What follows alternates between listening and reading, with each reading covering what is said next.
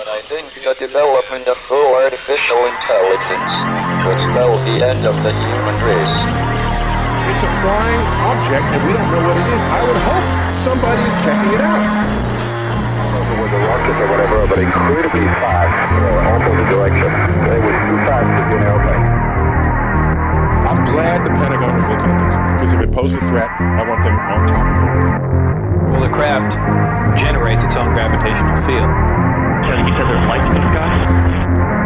The internet has become the command center for criminals and terrorists. 911, what's your emergency? I need help, please help me! Aliens won't let it happen.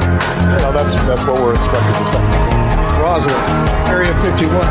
Alien kept deep under the ground. 1, 0, 1, 1,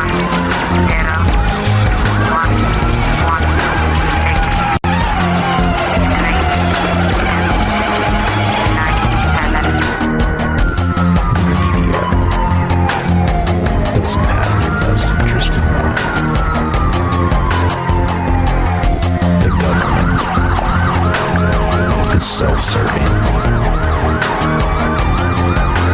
You're here for a reason.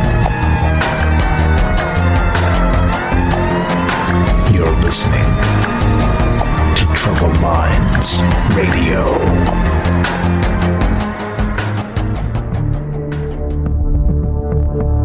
Broadcasting live from a secret bunker just off the extraterrestrial highway. Somewhere in the desert sands outside of Las Vegas.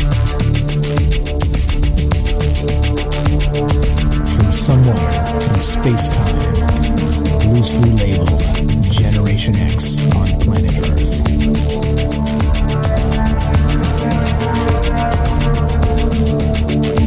And asking questions of you in earnest into the digital darkness. Good evening and welcome to Troubled Minds Radio. I'm your host, Michael Strange, and hello to all of you who may also have troubled minds. We do this show Monday, Tuesday, Wednesday, Thursday at 7 p.m. Pacific, and what is it we do, you may ask?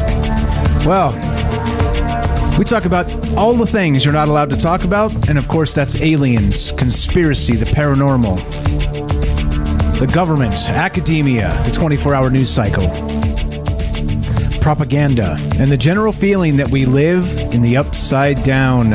Like I said, we are live as we stream on YouTube, Rockfin, DLive, and Twitter.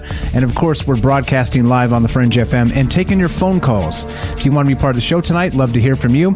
The number to reach us is 702-957-1037. That's 702-957-1037. And that's what's going on. That's the deal. That's how we begin this.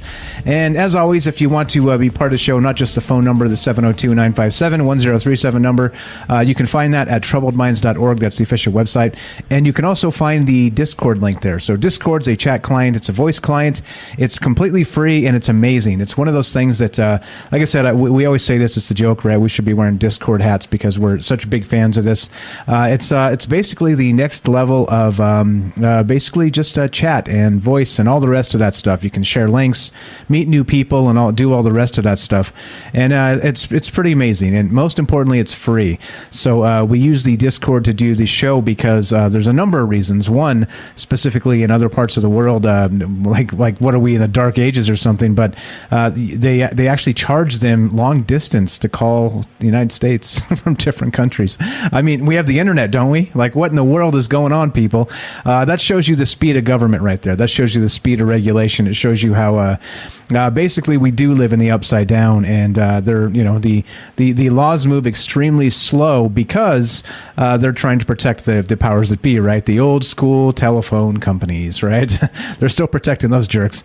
And those jerks, by the way, are, anyway, I don't want to get into that because who knows? Who knows who's going to come get me? Maybe they'll shut my phone off mid show.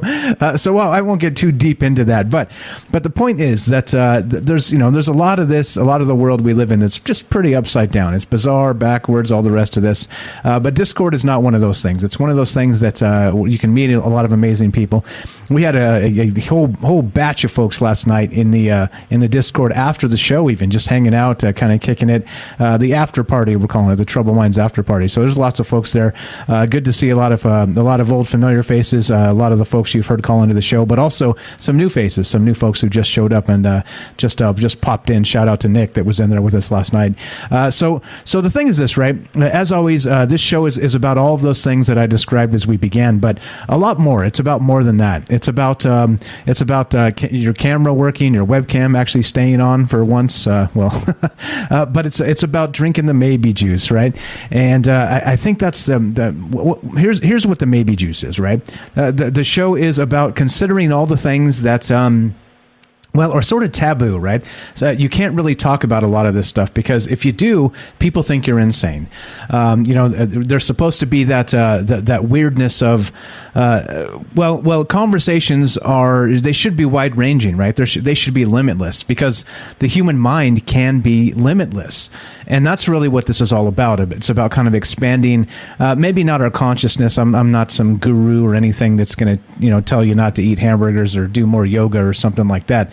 It wouldn't be bad for you, by the way, but that's not my thing. I'm not going to tell you that.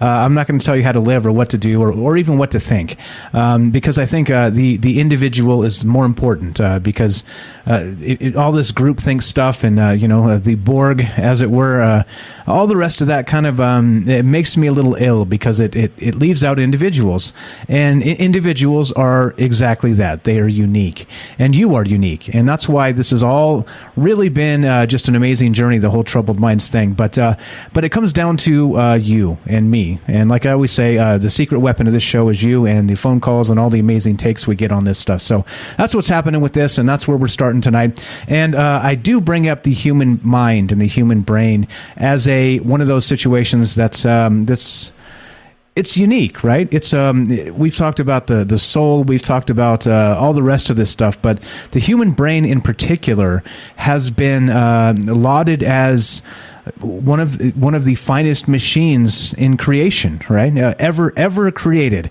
And of course, we don't know what the aliens from Alpha Centauri, what kind of brain they might have. But at least as far as human beings and the Earth goes, right?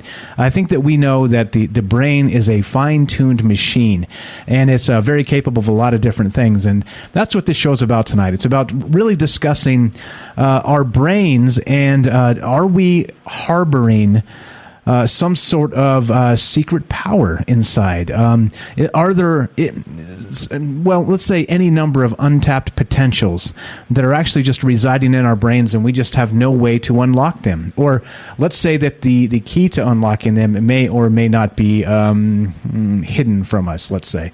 I don't know. I don't know the answers to this. And as you guys know, this is the question show, not the answer show, or I just read off the answers and the show would be over, right? That would, and it would also be a whole lot of not very much fun. So if you're looking for answers and people to tell you what to think, this is not the place.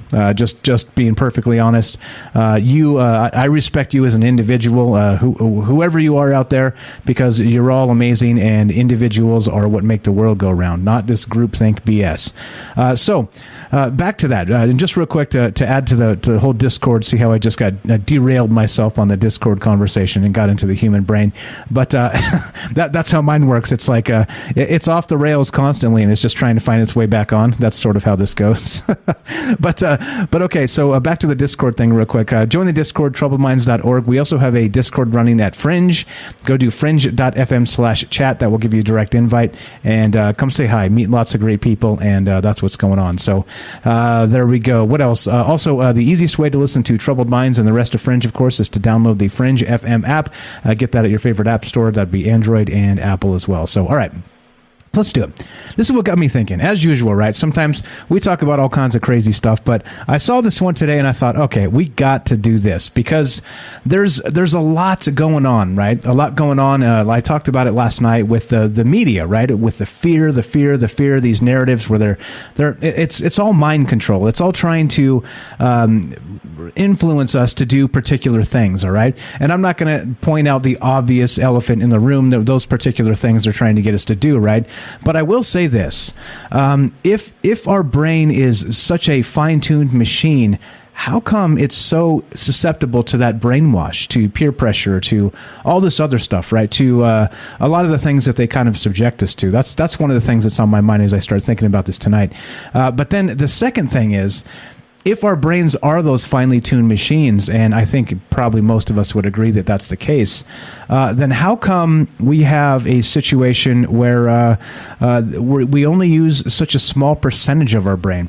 No, I'm not going to throw out the percentages of, we only use 5% of our brain, or 7.22% of our brain, or 8.5% of our brain, or 10%. I don't know, right? I'm not a neuroscientist, but I do know that study after study concludes that we are sort of in a passive state with a lot of our brain power, a lot of the energy that we use that goes through it.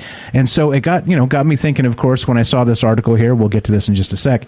But is this a thing? Is it actually a thing that we have latent superpowers stuck inside our head, whether it's sort of accessing the magnetic field and kind of tapping into that potential, or whatever that would bring to us?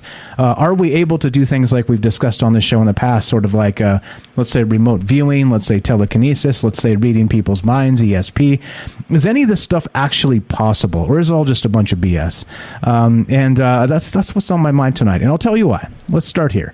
Let us begin, shall we? So that's the question tonight. As we get going, as always, like I said, the superpower of the show is not me, it is you, and looking to hear your thoughts on this question.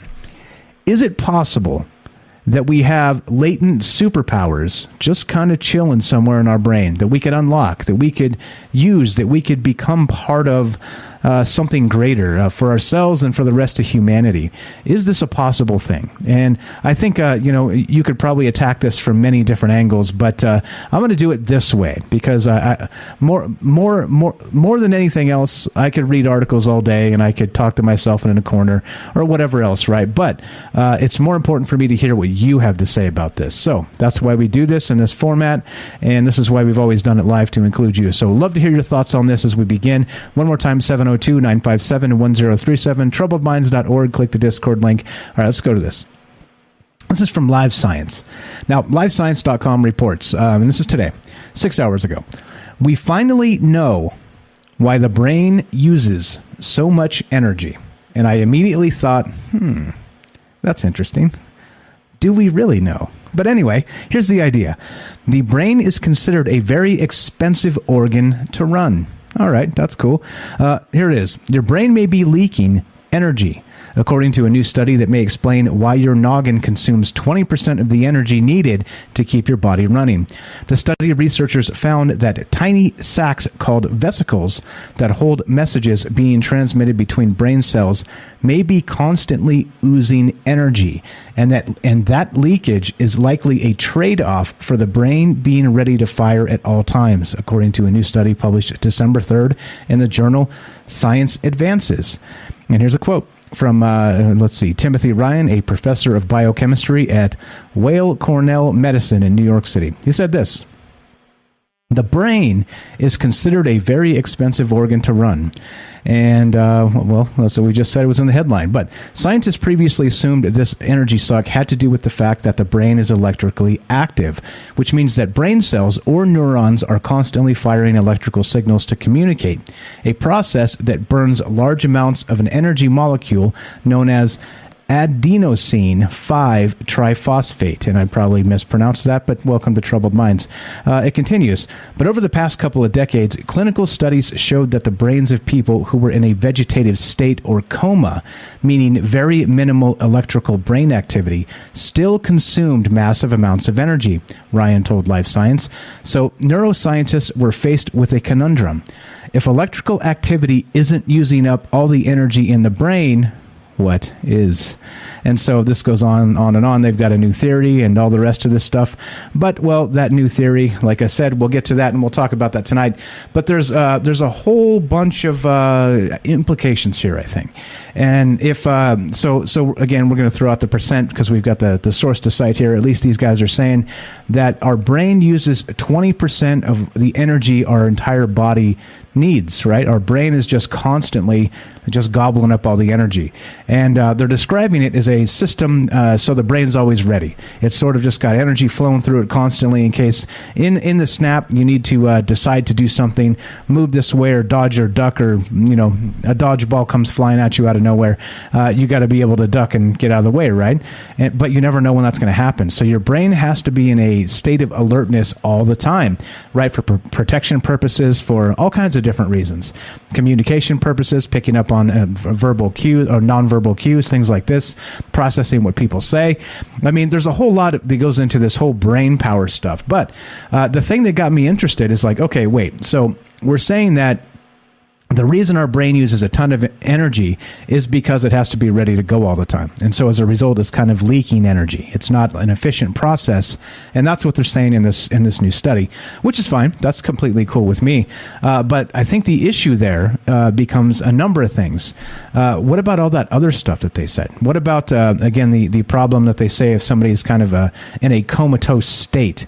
How come the brain is still like pumping constantly and like just sucking up a bunch of the juice of the energy that our bodies need? It seems like it's counterintuitive at that point. Why would the brain still be going through things when it's sort of not even in motor functioning, right? So again, mysteries, more and more mysteries, and I think that's the weirdness too. And I think every time we talk about the brain chemistry and we talk about any of the rest of this on this show, like ESP or any of these kind of like brain superpowers, I always remember that old scene from Ghostbusters. You remember this? I bring this up every time we're talking about the brain. And it's hilarious, right? Or we're talking about ESP with Bill Murray in the beginning. Remember the very first Ghostbusters, and he's doing like the flashcards, and you're supposed to guess what's on the card, right? And he's got the two subjects. One's like a good-looking young lady, and the other one's kind of like a geek with frizzy hair. And he's doing electroshock on both of them. And so it's like it's the quote scientific study that he's doing here, but he's testing to see if people can actually guess what's behind the card, right? Like, they see the back of the card, but on the front of the card is a shape or a number or something. And they're supposed to reach out with their mind, right? And feel sort of through him, how he's seeing it. And maybe they're reaching into his mind and seeing the thing, or maybe they feel it as like an intuition sort of thing, that maybe they can reach out through their mind into whatever else. But point being is the nerdy guy that's the subject of the Ghostbusters thing here with Bill Murray, which of course would be Peter Venkman in the movie, the character, is that the guy, the nerdy guy, keeps guessing him exactly right. Like he's got ESP. Like basically he's like, it's like, what in the world, right? But every time he guesses, Bill Murray shocks him. He's like, and the guy's like, and then the good looking young lady, Bill Murray's like, wow, you're amazing, and she's never right. she's wrong every single time. But anyway, trying to get a date, Bill Murray. But it cracks me up, super funny, and but it gives you the same idea of what's going on here. Is there some sort of latent superpower stuck in our brains? That's what's on my mind tonight. And so these scientists, again at Live Science, like I said, it's easy, because I'm kind of crapping on lots of things all the time, but it's more for conversation's sake. It's science discovers something, and it's great. It's a good thing. But just because they discovered something doesn't mean that they've discovered everything, right? And so of course it isn't science if you can't criticize it. Even though, well, don't trust what the press tells you, because they'll tell you if it is science, you can't criticize it. But that's not the way science works. I'm sorry, it is not the way science works. Anyway, so that's what's going on tonight. That's what's on my mind. And so this article again, we finally know why the brain uses so much energy. And then so the question that I got in my mind was like, okay, the weird part about this is if we have sort of those latent things, those whatever's happening in our brain that can't really be quantified through some sort of scientific hooking up wires or, some sort of electromagnetic field scan, something like that, right? If you can't actually pinpoint what ESP is or what remote viewing is or any of these things or telekinesis, if people can do that, any of the rest of that stuff, if you can do any of those things, how would you be able to pinpoint it in an MRI on the brain, something like this, right? I don't know. And I think that's part of what's happening here with this in particular. And again, I could be wrong, as always, right? The thing is that I'm not the arbiter of any truth. And this is just really to start a conversation about the most amazing thing out there, the hottest supercomputer going right now. And, well, that would be the human brain. And so, that's what's on my mind tonight. So what are your thoughts on this? I think that's the weirdness is that, okay, so they find out, they got an idea of why that the brain is constantly sucking all this energy, even to the point where it's, not 20% of our mass, but it's gobbling up 20% of the energy our entire body uses. So there's a weird part to that I think, my theory is this, that if we do have those superpowers buried in there somewhere, and I think we do, by the way, whether it's intuitions, whether it's tapping into deja vu, which could be some sort of, maybe accessing the Akashic record or some sort of a remote viewing, things like this.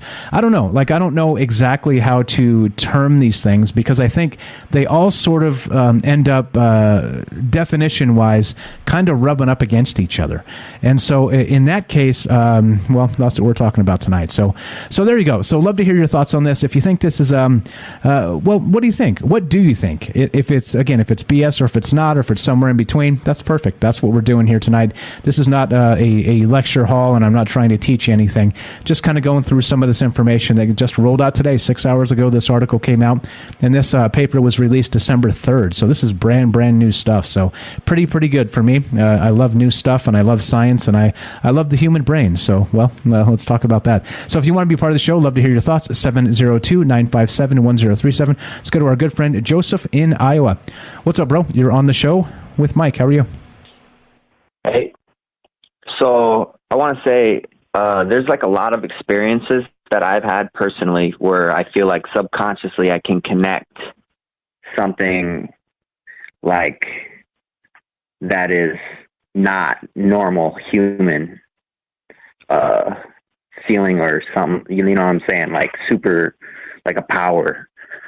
So even when I was a kid, I kind of grew up in the ghetto in the beginning, but then I moved to, let's say I went 0 to 80 because I went from poor to middle class and the schools were different and I was actually forced to read. So in the absence of not reading, I think I developed a better 3D imagery of the regular kids that were forced into the ones and zeros and stuff. Because I remember as a kid, we were reading some Spiderwick book. And I remember saying I can see what's in the book to the teacher.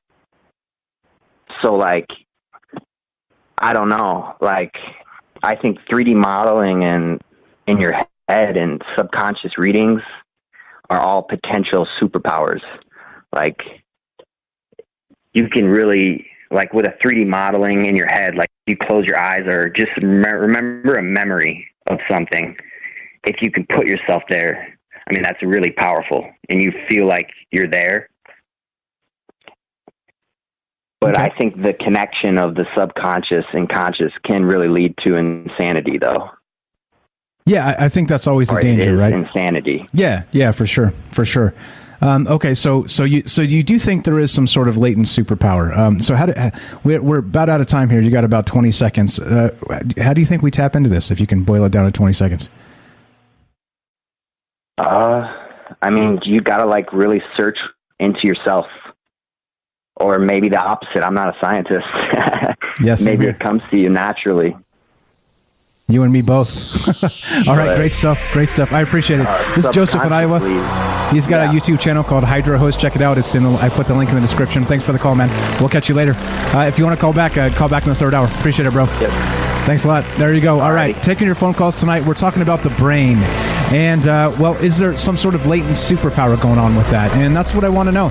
And love to hear your thoughts. If you want to be part of this discussion, 702-957-1037. That's 702-957-1037. This is Troubled Minds. I'm Michael Strange. Don't go anywhere. More brain power and you when we return.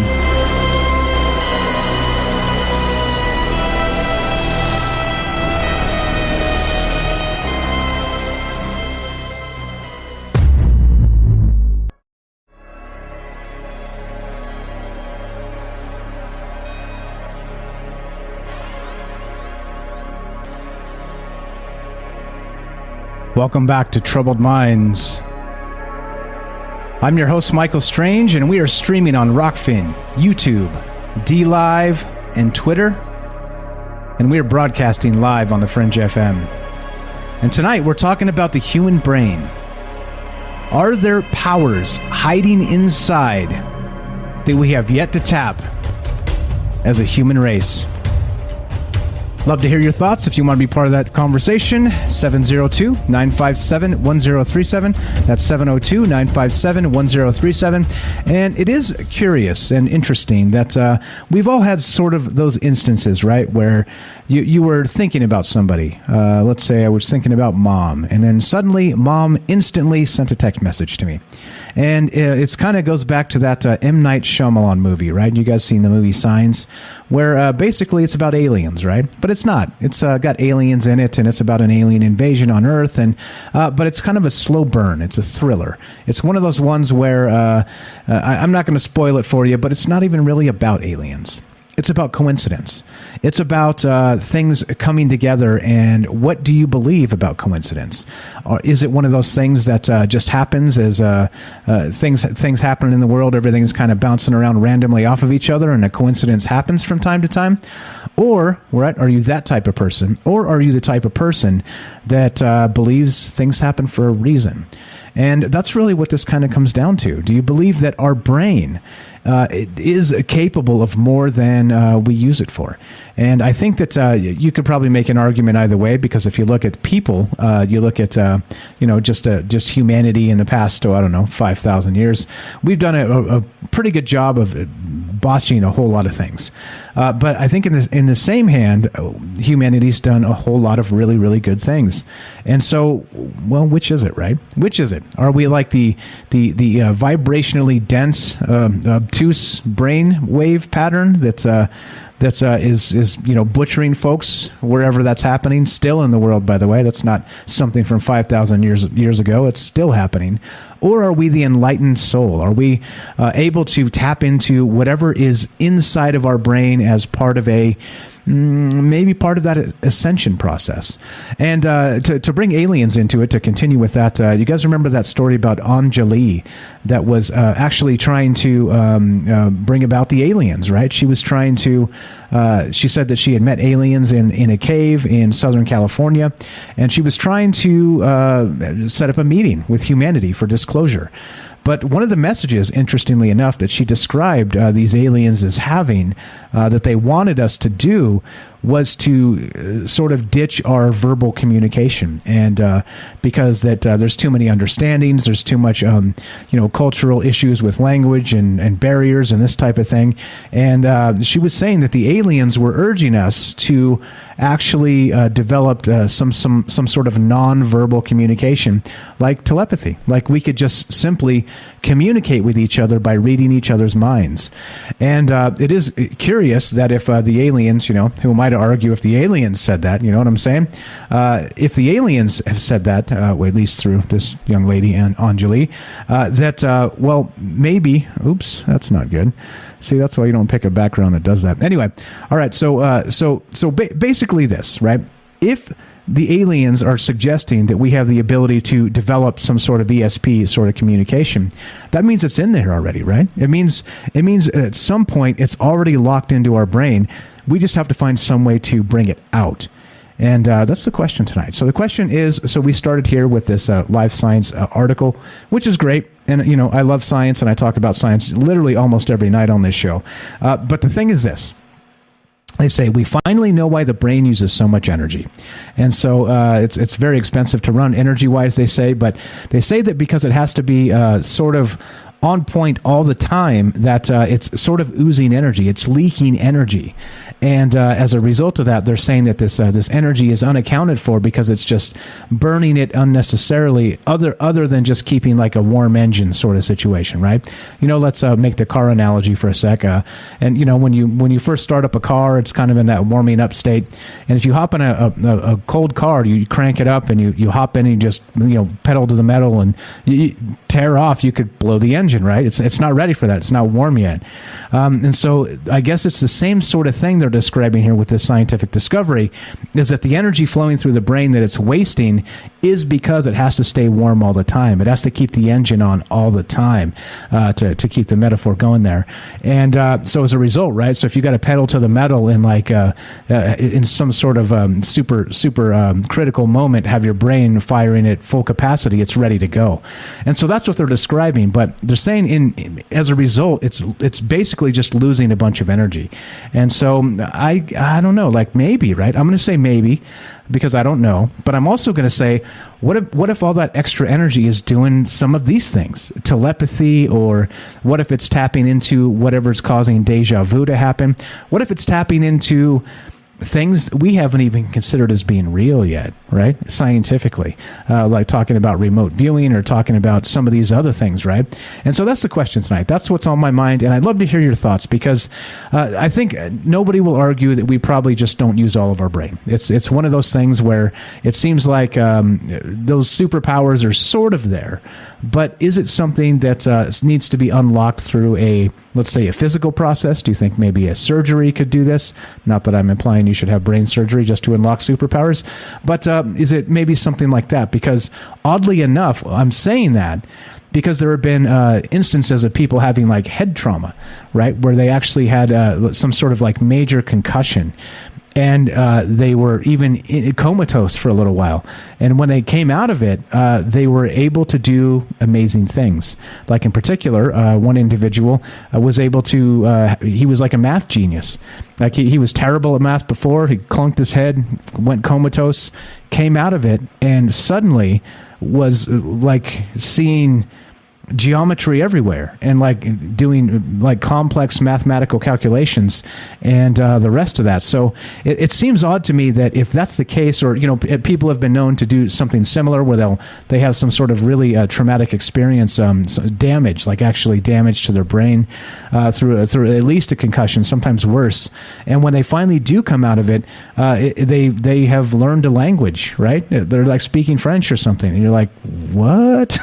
So if that isn't the case, if that's not some sort of magic power that's built in there, I say magic loosely because, of course, right, Arthur C. Clarke said magic and technology is basically the same thing. We just don't understand the technology part, so we call it magic. So if that, even go back to the fact that the guy clunked his head and woke up a math genius, right? Like, just language is one thing, but what about numbers? Especially if you were never good at math before. I don't know. There's a lot here. There's a lot to talk about, a lot to think about. So let's keep on going here. And there's a lot of articles that I pulled up regarding a bunch of this stuff, including some of that telepathy. They've done studies on this, and very much like the Bill Murray flashcards and the rest of that stuff from the Ghostbusters thing I was describing. But I think the thing is, it's strange. It's strange. Let's go to let's see. There's more here. Let's see. All right. So here's some actual like superpowers they say that people have based on just your brain. All right. And this is what I'm saying. So we're talking about that tonight. Do you think there are superpowers locked into our brain, very much like a shout out to Rohan out there, the mighty Rohan, that's like Wim Hof? Like he was able to look him up if you guys haven't heard of the dude. He does through like a breathing technique. He's able to control his body's respiration entirely and his heart rate and all kinds of other things to overcome like a cold. So he's not he doesn't feel the cold at all. He was one of the only people to hike up Everest without bundling up. He was doing it like in a short sleeve shirt and I think shorts or something ridiculous like that.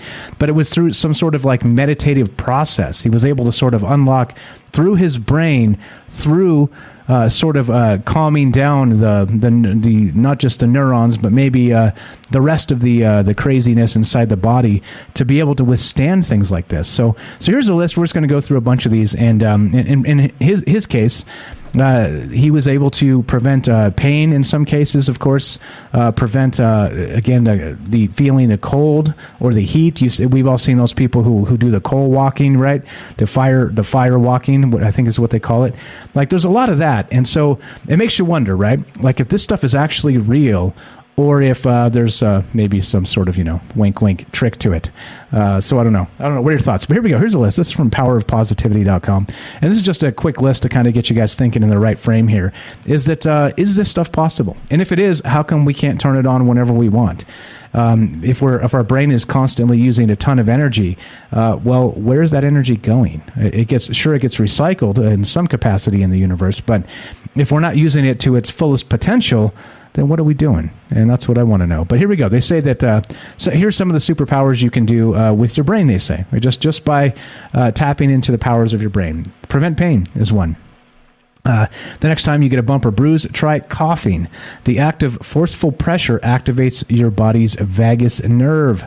Coughing or bearing down while holding your breath is a way to activate your vagus nerve. This will help reduce stress, slow your heart rate, and lessen the impact of pain. And you see, so there's different ways. There's different ways. And so, I don't know, has anybody ever tried this or heard anything like this? Or is this just one of those hacks, one of those life hacks you always see, the clickbait life hacks? Or is it something else? They say also night vision. They say you could actually see in the dark. Check this out. The supposed reason for a pirate's trademark eye patch is to unleash the superhuman ability of night vision. By keeping one eye closed, you avoid exposing your closed eye to bright lights, like torches, for example, that cause your pupil to dilate, which is great for daylight vision, but not for night vision. So, of course, it wasn't the one-eyed Willie of the Goonies, if you guys remember the patch there. Of course, in that case it was, because when he picked it up, spoiler alert on a 30-year-old plus movie, he didn't have a second eye. But they're saying that in this case, it was because when the lights went out, you would go blind in one eye because it's adjusting, but the other one had been in darkness constantly. So if you pull that patch up, you can see in the dark. And so, well, again, is that again just a hack, like a hack to trick the mind, trick the body, or is this something that you think we could tap into all the time? Lots of things here, right? Lots of things to think about, lots of things to consider. These are a little more simple, but what about ESP? What about remote viewing? What about all the rest of that stuff? What about being able to move things with your mind? There is no spoon, right? What about that stuff? I think that's the question here. And do you think it's possible? Do you think any of this is possible? And why aren't we using the powers of our brain? So again, back to where we started, is that the scientists have determined that, our brain's kind of running warm all the time. And it's running warm because we have to, at a moment's notice, be at full capacity, right? In case some danger happens or we need to think fast or whatever, right? Whatever that reason is. But they do say in this study from Live Science that just came out today, by the way, they describe it as, it's also losing energy. And so I'm wondering if there's all of these latent things in our brain that we're able to do, and that's where the energy is going. We just don't do it because we don't know how to do it. So that's what's on my mind tonight. I don't know. What do you guys think? Is this one of those ones that's like, yeah, maybe. It's up to you, of course. I don't know the answers here other than there is some science to back some of this stuff up, and we'll get into some other examples as we go tonight. But what do you think? Is it possible that tapping into the brain, you're able to do amazing things? We can talk about, even because this is Troubled Minds, of course, and we do like to drink the maybe juice. We can do things like, what about Yoda in the Force? What about the right? What's he say? It's a field, right? That surrounds us. It binds us, right? It's all living beings. It binds us together in this huge sort of life net or electromagnetic thing where we can communicate with each other through this. I don't know, whatever you would call it, the force, for lack of a better term. Do you think all that stuff is possible? And so I think, we were talking about it last night, speaking of that chat we were having, is Derek in Massachusetts there. He was saying that, we were talking about spiders last night. It was kind of funny. And he was saying that, nope, no thanks, not doing the spiders. But he was saying that it's like they notice you. It's like they feel you, right? And we were talking about that. Maybe because we are, Austin said, maybe because we're so much larger than them, they sort of not just see us, but even if they're not watching us, they detect our presence through maybe some larger magnetic field that we give off. And of course, what would that be? That would be what? That would be from our brain. That would be from our heart. That would be from all that energy that we're kind of pumping through us all the time. So I don't know. I think maybe a little bit weird there with this, but so I don't know. Is this again one of those things where it's like, yeah, I don't think so? Or do you think there is some possibility here with superpowers in the sense of maybe mind reading? Or what about tarot? What about things like that? Do you think that's possible? Do you think that through objects, divining somehow, of course, connecting to your mind, to maybe your heart, all the rest of this stuff, in one sort of sitting sort of situation, that you're able to be an intuitive and sense things that are maybe not so obvious through this force, this magnetic field, or whatever this happens to be. I don't know. That's what we're talking about tonight, talking about the human brain. And there's a lot of stories here. We'll get into some of this other stuff, but love to hear your thoughts. If you want to be part of the show, one more time, I'm going to put the phone number up, and then I'll pull up some more stuff to talk about, because there's always more stuff to talk about. But you can reach us at 702-957-1037. That's 702-957-1037. And you can click the Discord link at troubledminds.org, and we'll put you on the show. Let's see. All right. What do we got? Let's see here. Lots of good stuff. Let's go to... okay. All right. Here we go. This is from The Guardian, right? And this is exactly what we're talking about tonight. So it started with live science, where they think they finally know. Science has finally discovered why the brain uses so much energy. And their theory is that it needs to kind of run warm constantly, because just in case you need to use it in a moment's notice, there's no time for it to warm up. It has to be ready to go. And so they say as a result, it's inefficient and it's losing energy constantly, right? So I don't know about that in particular. I see you there, Joan. I see you. If that's a link. Oh, boy. All right. So let's go to The Guardian. And this is what they're talking about. Do our brains have extraordinary untapped powers? And I think yes. I think yes. Not that I'm like some sort of wizard or something, but this show's not scripted. Kind of rough outline and just go. You know what I mean? Practice, clearly, but I mean, it's almost like it's coming from somewhere. I don't know. It seems like my brain isn't good enough to do all that, but yet here we are. Just saying. I call it dumb luck, I guess. But yeah, here we go. In rare cases, brain damage has unlocked prodigious mental abilities in patients. New researchers are exploring the hidden potential in all of us. And that's what I'm talking about. So let's see. We got on September 3rd. Here's the crazy one. Check this out. This is what I was talking about. On September 13th, 2002, a 31-year-old Jason Paget, a furniture salesman from Washington, was beaten and mugged by two men after leaving a karaoke bar. He survived the vicious attack, but was left unconscious and sustained a severe concussion. Soon afterwards, he noticed that his vision had changed. He also realized he had developed remarkable mathematical abilities.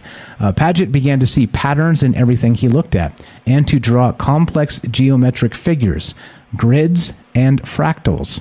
Quote, "I see shapes and angles everywhere in real life," Paget later explained.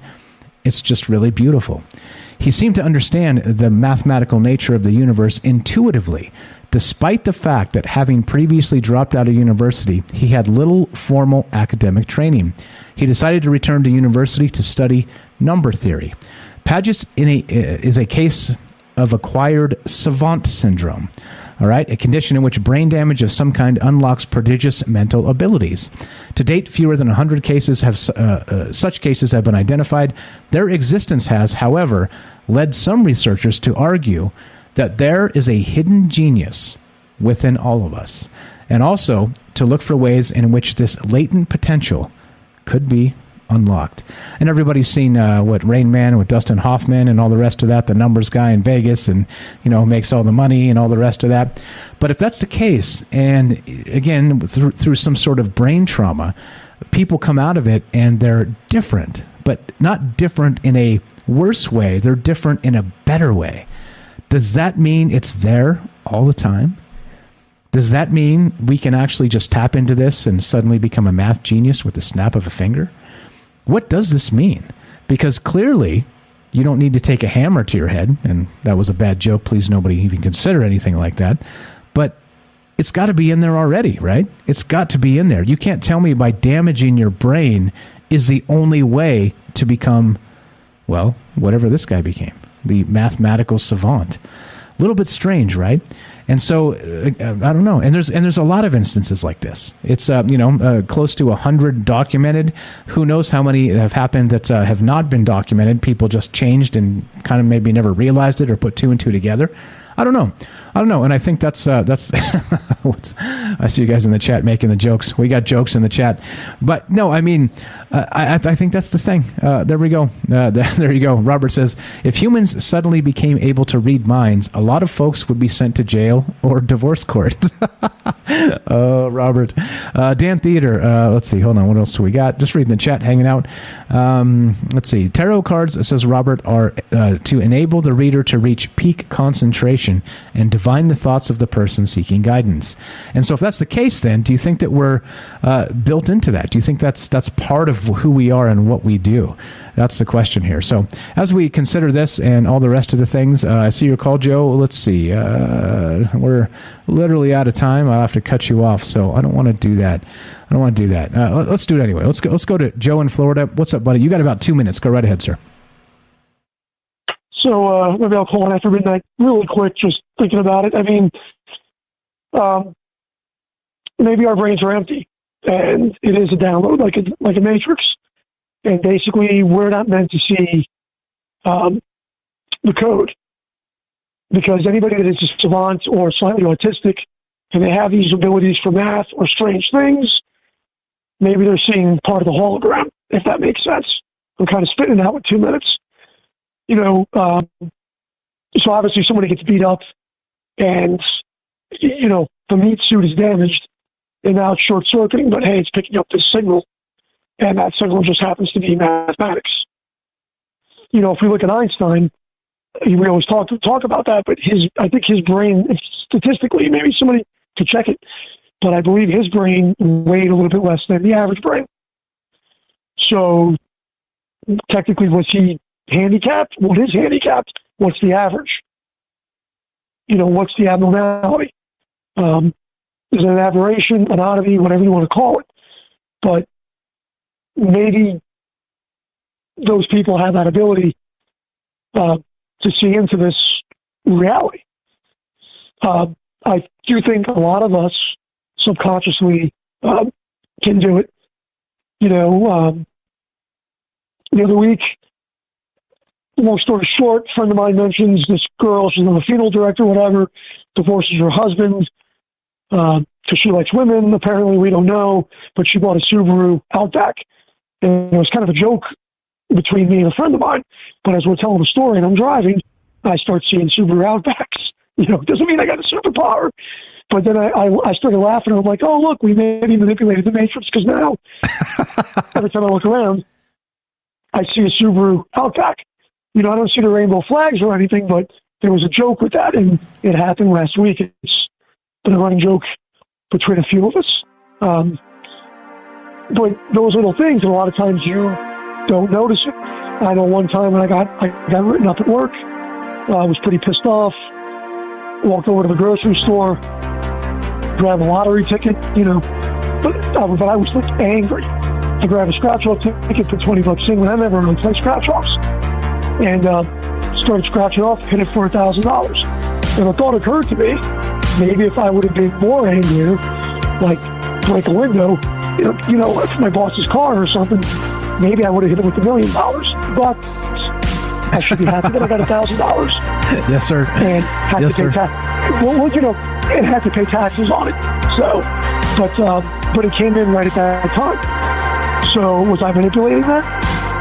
Maybe, maybe not. How can we measure it? That's the biggest thing.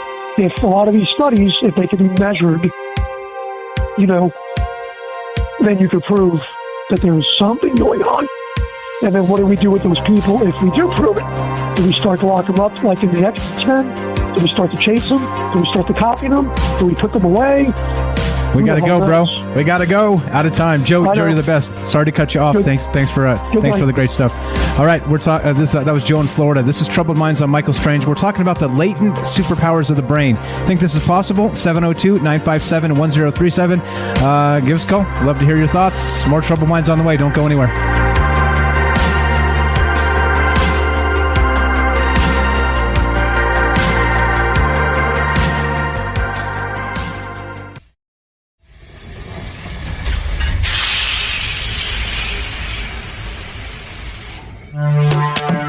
We are talking about the alien abduction phenomenon. The aliens are looking through your eyes and they're accessing your optic nerve. I'm doing fantastic. And through that optic nerve, they're transferring to your brain. People are random images as they traverse neurons in the brain. All right, so maybe,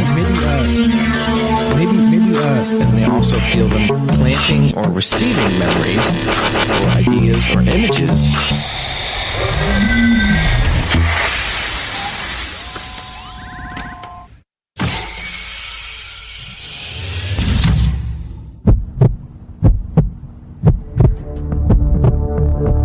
Broadcasting live from a secret bunker just off the extraterrestrial highway. Somewhere in the desert sands outside of Las Vegas. From somewhere in space-time, loosely labeled Generation X on planet Earth.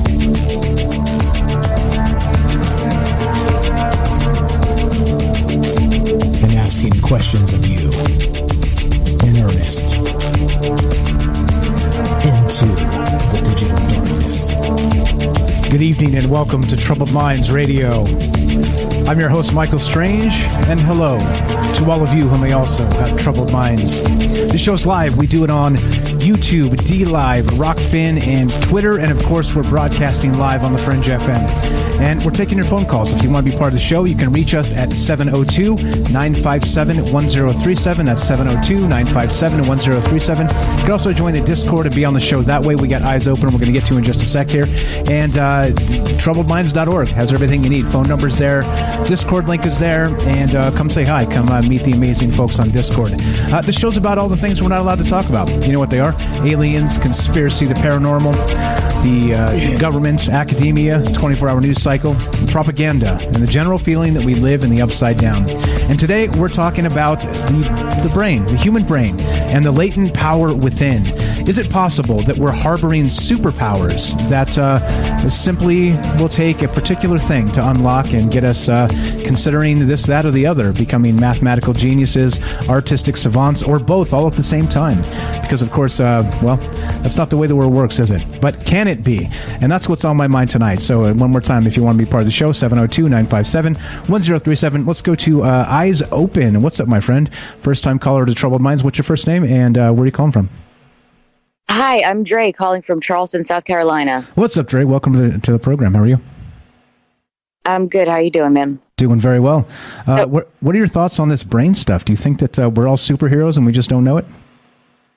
I mean, that's a really good possibility, considering a lot of the studies that I've been reading about the MRI scans and PET scans that have been done on human brains under the influence of psilocybin mushrooms.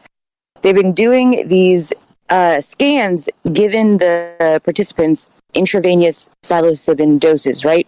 And what they're finding is that what their original belief is not true. Their original belief was that the psilocybin would enhance brain activity, when in actuality, after these scans are done, what they're finding is that it inhibits a lot of the, I'm going to quote this article I found, it's, in effect, psilocybin appears to inhibit brain regions that are responsible for constraining consciousness within the narrow boundaries of the normal waking state. So in my opinion, kind of what that leads to is our normal functioning state is inhibited by the brain's filters. Basically, we are stopped from seeing and experiencing everything that's around us by the brain function.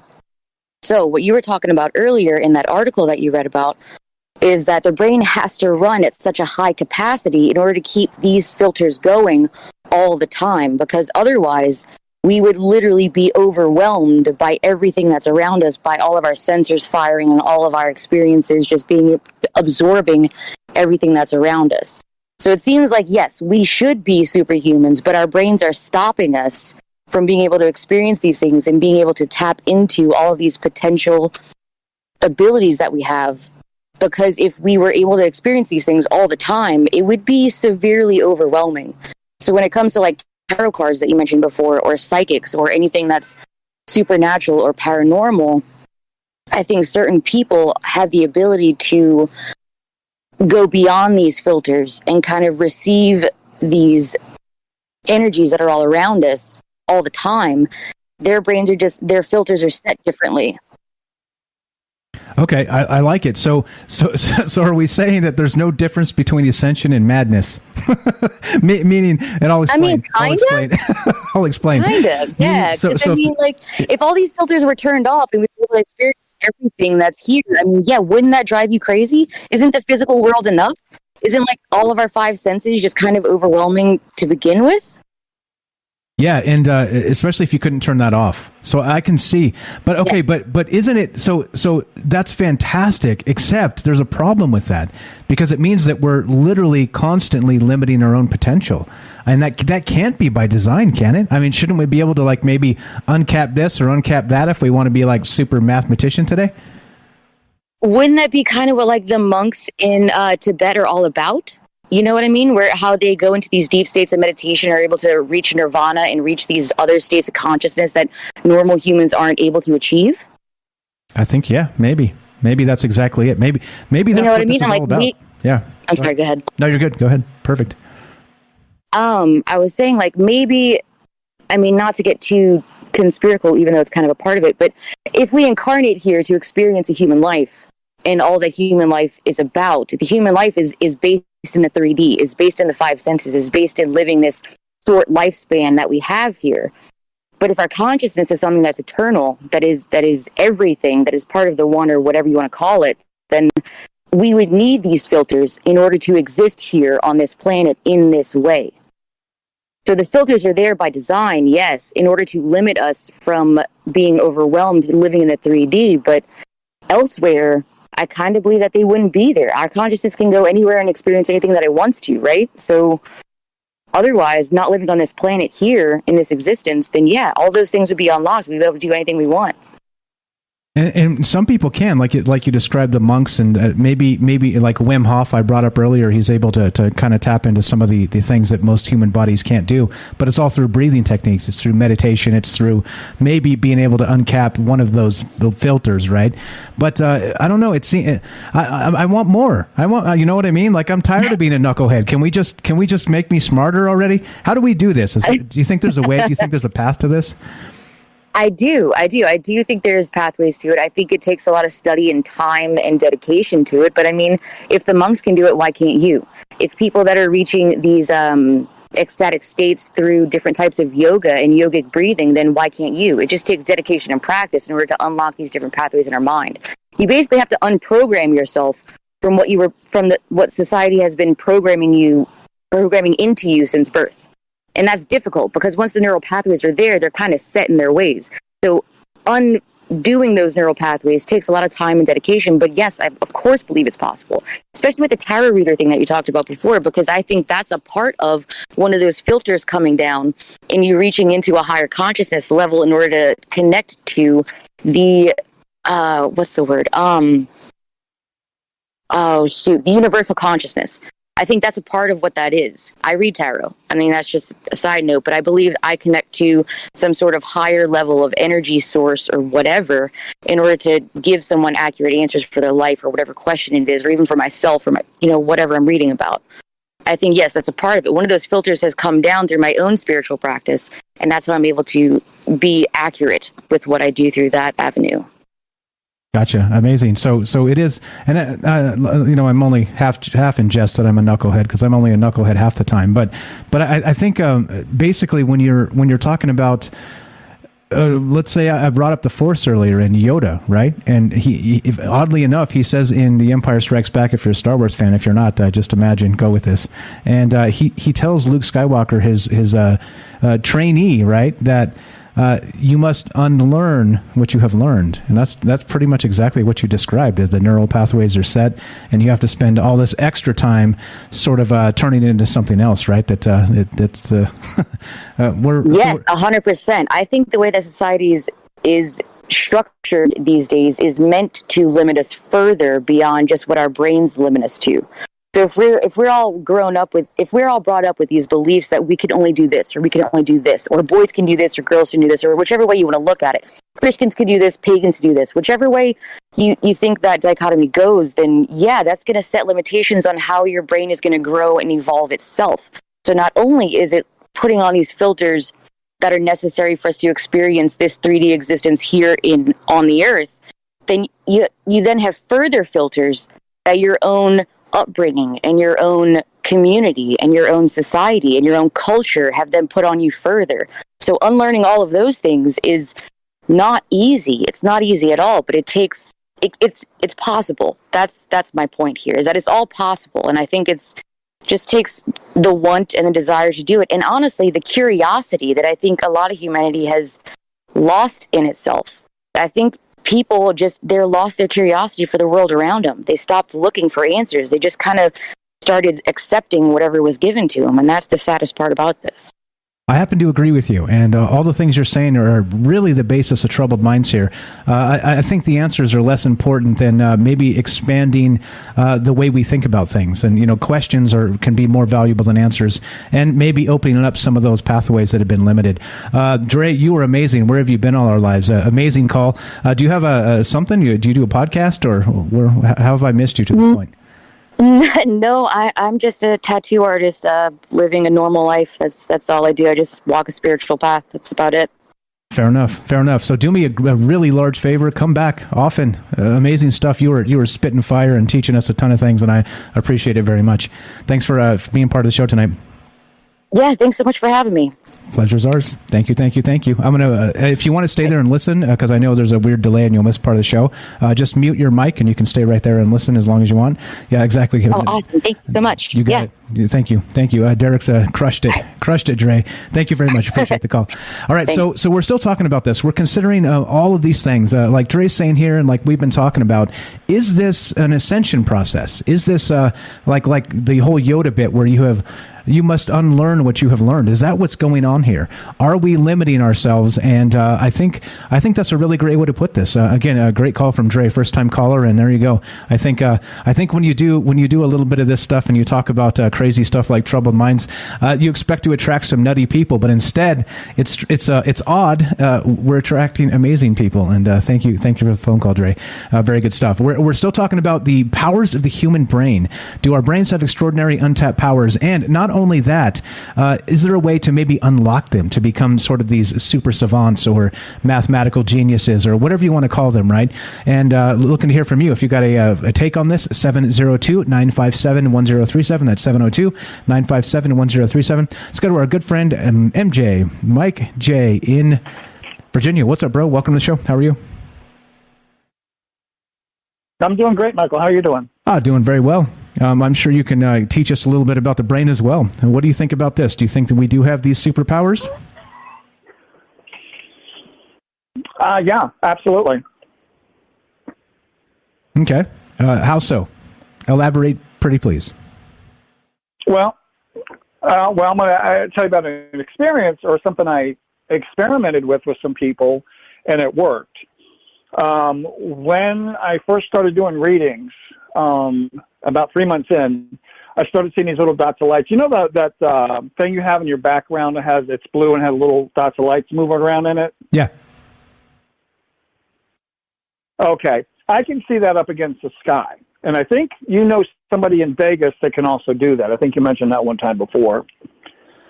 I lived in Lake Havasu City for a little while and moved down to Phoenix, going back and forth.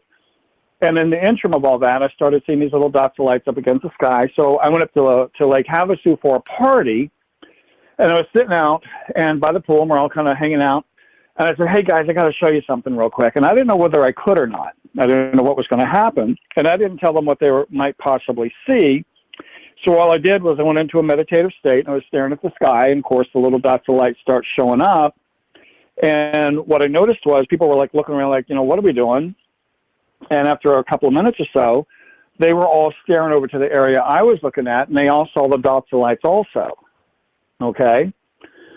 And from that, I gather, either I encompass them psychically, so we're all on the same level of perception, so they saw them too. I'm not real sure about that. But what I found later on was, I went up there a few months later in another pool party, and some of the people came up and said, those what we saw at the pool. I said, what did you see at the pool? There's little dots of lights in the air. And I said, oh, yeah, you did see them. Yeah. And I said, we're still seeing those things. So we're walking libraries to one another, and we're able to show, if someone has that ability, you can show others. Once that happens, what I honestly believe happens is you help open up the pineal gland or the third eye. Because the way it is indicated on the internet, it's called untapped phenomena, or your white blood cells follow along your capillaries in the back of your eyes, and you see them. Mine didn't start up until after I was 3 or 4 months into doing readings on a phone line, and then I started seeing them, you see. So I don't think it's untapped phenomena. I think it's a psychic ability, and if you're seeing that, that's coming from inside your head out into the air. Now, something else I noticed with it, because I started practicing it and working with it, was I could see my heartbeat in these little dots of lights, right? In the air, I could see them, but I started noticing a rhythm, like they jump to the rhythm of my heartbeat. So that's coming from within. So that's the back of your head projecting it out, out into the sky. Now, let's take it a step further. Let's say you learn how to scry. So visually, you're seeing something in your head. Can you project it out onto a wall or in the sky so you could see it just as well as everybody else could see it? You see, we have that ability. We all have that ability. The reason we're held back is because self-doubt. If we were in a position on this planet to where we were encouraging this activity, like, hey, this is really cool, it's normal, and everybody's doing it, we'd be so far ahead of everything else. We wouldn't have wars. There's so many things that wouldn't be going on. But we're being held back a lot by political, especially right now, with everything going on. But we absolutely have everybody has that in them to do that. It's just, it's not practical. It's not practical to our lives to be able to do that. Right. It doesn't get the trees chopped or the dishes washed. Right. That's part of the problem. Right. Which, yeah, exactly. Yeah. Yeah, that makes sense. Good stuff. So is there something then? Do you think that once we unlock this, that it will be able to, whatever this power is inside of us, will be able to communicate basically with the universe at large? Meaning, sort of that maybe psychic or remote viewing experience. You said you've been practicing. Does it get better and better as you practice this? Yes, it gets better and better. One thing everybody needs to realize, we're symbiotic to one another. I can't really move. I've had things happen. I've seen dark matter. It does have a webbing, but dark matter and the webbing, because the webbing's kind of like an off-white color and the dark matter's, almost, it's a charcoal black. But if the webbing and the dark matter is symbiotic, the webbing actually charges the dark matter so it can be up. It electrifies it or magnifies it so it's up. Because if dark matter were left by itself, it would just sort of clump up and be a blob somewhere. It just keep kind of going down a hole. And what that does, it sort of keeps it bounces off of it and pushes it back out into the universe, however far that goes. I've done these things. I've seen them, paranormal experiences, I've had them. And they're very explicit, not just sort of kinda, they're explicit. we have this all the time. I can't really move too much more than what I've got unless I'm either teaching other people to move on with me, because that opens my door up as well as it opens their door up. If that's not happening, you're not moving forward unless you're helping somebody else. And that's basically our basis of our entire planet. In order for us to move on in that respect, we need to be helping others to do that, so we also can benefit from it, because as you teach, you learn. As you learn, you teach. And if we're not doing that, we're not going anywhere. Gotcha. And a lot goes for that collaborative effort, right? If we're all pulling the rope in the same direction, even if it's you add just a little bit more pull, things change. You can change things. I agree with you 100%, man. Amazing stuff. So I don't know. So what else are your thoughts then? Are there any easy keys to maybe starting to unlock these powers, that maybe tips you can give folks? You got to get rid of religion. Yeah, you just can't. Religion anchors you down. It misdirects you. It really does. I have no religious beliefs whatsoever. As far as God and all the other stuff, there's a higher power. The higher power is us. We are the higher power. We're just not empowering ourselves to believe that or to know that. We're not. We are the higher power, but we project it back out to something that we've not seen, something I believe in, but you have no basis on the belief other than you've been told to believe in church. Okay, well, I don't, I'm in church and I'm still not seeing what you're talking about. It's just a book somebody wrote. Right. And that's all it is. That's all it is. Right. So when you're looking at this, you gotta let go of a bunch of stuff and realize that it's like the Matrix, the movie, The Matrix, all those movies. You're kind of looking at that. Okay, gotcha. And it's so you have to disconnect, like Dre was saying previous to you, unlearn what you have learned, and the truth will manifest itself to you. I love it. I love it. No. You don't unlearn. You just know what you do. Is what you know. Now let's add on to what you know, but let's head in a different direction. And as you learn, because people aren't going to try to unlearn what they know. You can't do it, because if you can't unlearn what you know unless you've got someplace to go. Right. So you start doing it simultaneously. As you learn something, you're going to let something go because you learn this, but you're not going to do it all at once. You can't just stop and unlearn things. Well, you got to go with what you got and then start adding to and move in that direction, and then things start to happen that you can't explain. It's like scrying. I'll see something up against my window. I'll be looking out in the daytime, kind of sitting out and looking out my window. There's something totally different in front of my window than what's supposed to be in front of my window. And I know it. That happens. And I just thought, okay, there it is. It's a little, some little animal I'm not recognizing, and then poof, it's gone. Oh, the tree's back. Great. Those things happen, and when that happens, you don't freak out. You go, okay, you recognize it for what it is. Okay, now you're back in your world, and you file it, you keep it, and things like that start to happen more and more and more. And that's how you graduate into it. You just can't unlearn everything, because you have to replace it with something. Gotcha. Okay. Thank you for clarifying. We got to go, man. We're out of time. I appreciate it very much. Thanks for listening. Thanks for the call. You're the best, MJ. Always good stuff from you. All right.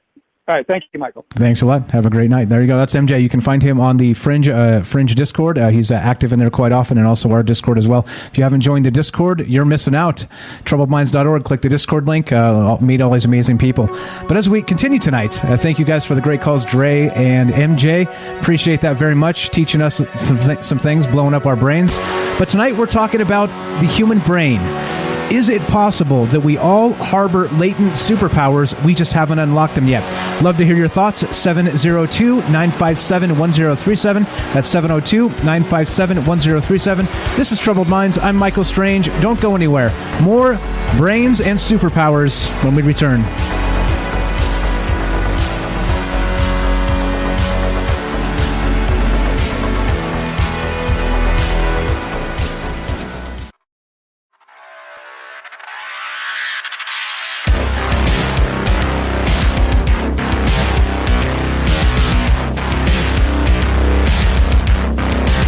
All right, welcome back to Troubled Minds. I'm your host, Michael Strange, and we are streaming on Rockfin, YouTube, D-Live, and Twitter, and we are broadcasting live on the Fringe FM.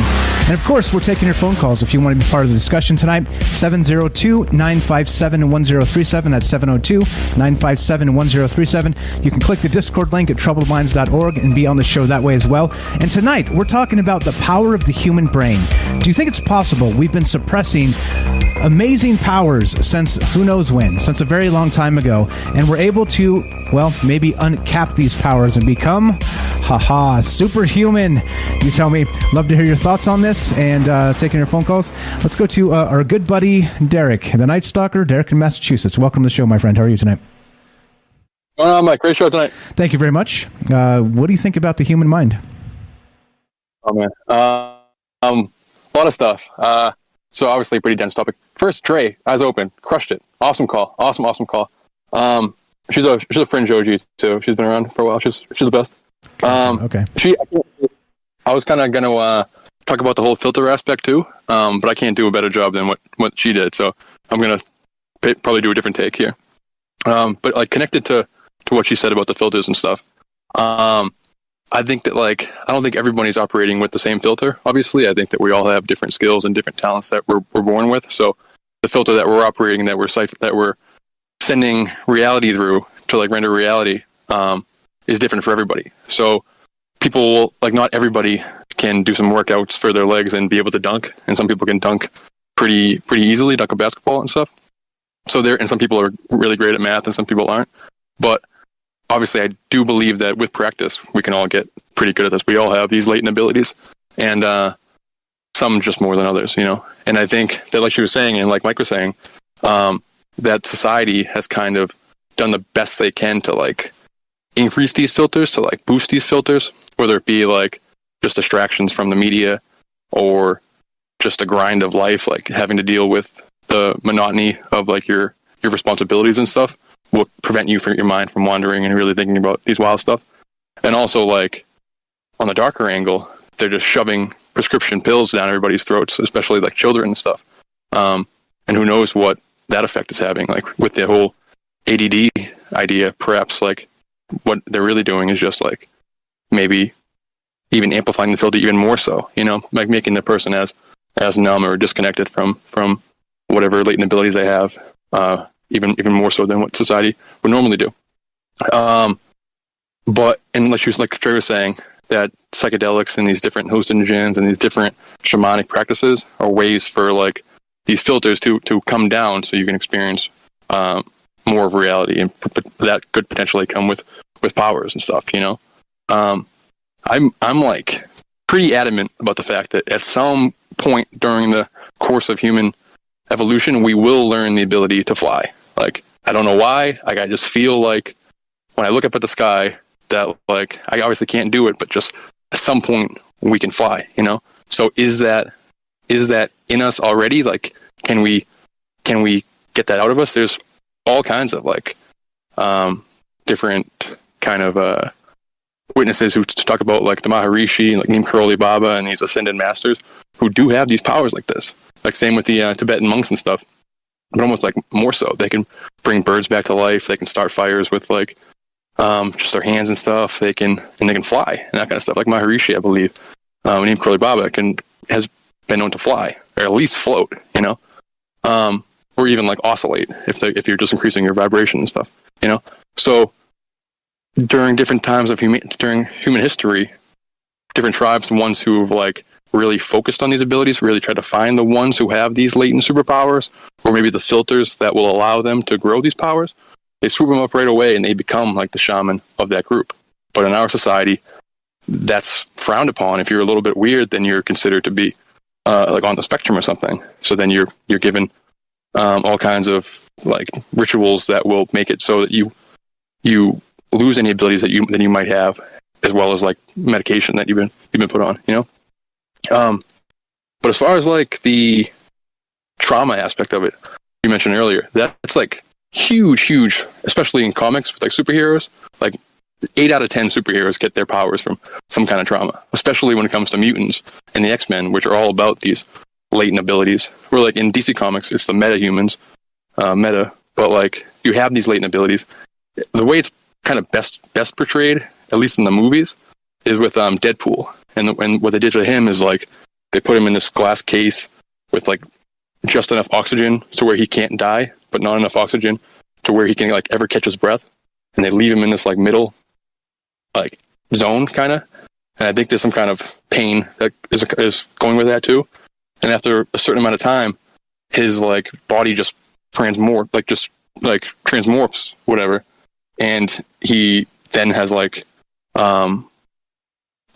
immortality basically, and these different powers, like the regeneration and that kind of stuff. So literally just being pushed to the brink of like almost death or just trauma that you can't even bear will spark this like dormant gene you might have in you, at least in the course in the X-Men and stuff. But also with Stranger Things, and like that gives it like that ties into MK Ultra and stuff. Trauma is very much tied to like 11 and the people who have those kind of powers and remote viewing, and we talk about Ingo Swann, Uri Geller, and that kind of stuff. A big part of the MK Ultra stuff is this trauma, is traumatizing these a lot of times women, like young girls who show maybe an advanced ability when they're young, and then they're God knows what gets done to them in these facilities and stuff until they get this like X-Men kind of power, you know, or the ability to remote view, or I don't know. It seems like those go hand in hand, you know, which is unfortunate. And maybe like outside of that, conditions outside of like the elites or whoever trying to do it to us, perhaps it goes into like the idea of hard work pays off in some capacity, that if we just train ourselves, if we do it on our own and really train and try to sacrifice, that we can cultivate these powers. And they've kind of just developed some type of shortcut that's painful and unpleasant for us instead. You know, I'm rambling, so save me real quick. No, I got you. So interesting with the trauma aspect there too. You think about it in terms of training like a military, right? It's well known that in Marine boot camp, for instance, that the part of the whole process is like sleep deprivation. They're like breaking you down. It's part of that forget any kind of comfort you ever had. You're capable of more than that, right? It is sort of the same sort of thing. I mean, it's a little more horrific. It is trauma, and a lot of people wash out and get beat down and get injured and all the rest of that stuff, but it is sort of unlocking a potential, right? Even if it's a grotesque potential, because we're talking about creating warriors. But I mean, I guess you could take that back to the Spartans and that sort of thing, right? Like that same sort of instance where they have this warrior society, and it's all based on, well, we're better than the rest of these guys fight wise because we've unlocked some new level. It's like a cheat code, right? Yeah. That's what we're talking about, cheat codes here. Exactly. And I was thinking about this as like my alternate take to the filter thing, which I kind of talked too much about. But one thing that could be happening, why so much energy is being used with the brain, like what kind of spawned the show, where all this juice is going. We talked about this in relation to like what's happening in these black holes and stuff, or what's happening like with like the ability to render reality, perhaps as a mechanism for the universe.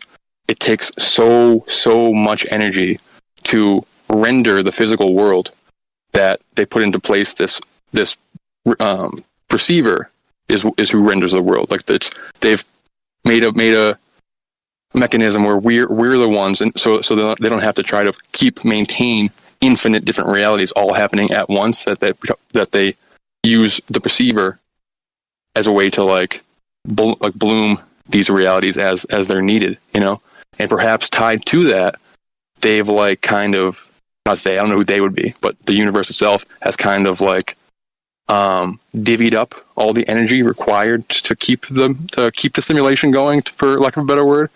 And they've kind of spread it across all the minds, all the receivers, all the individuals in the cosmos, and we're kind of like keeping it going that way. That's kind of where the energy is constantly going, And perhaps that's why life is so important. That's why like the driving force. I believe the point of the universe is to like just experience infinite realities and stuff. But on the surface, it seems like the point of life is just to stay alive, basically.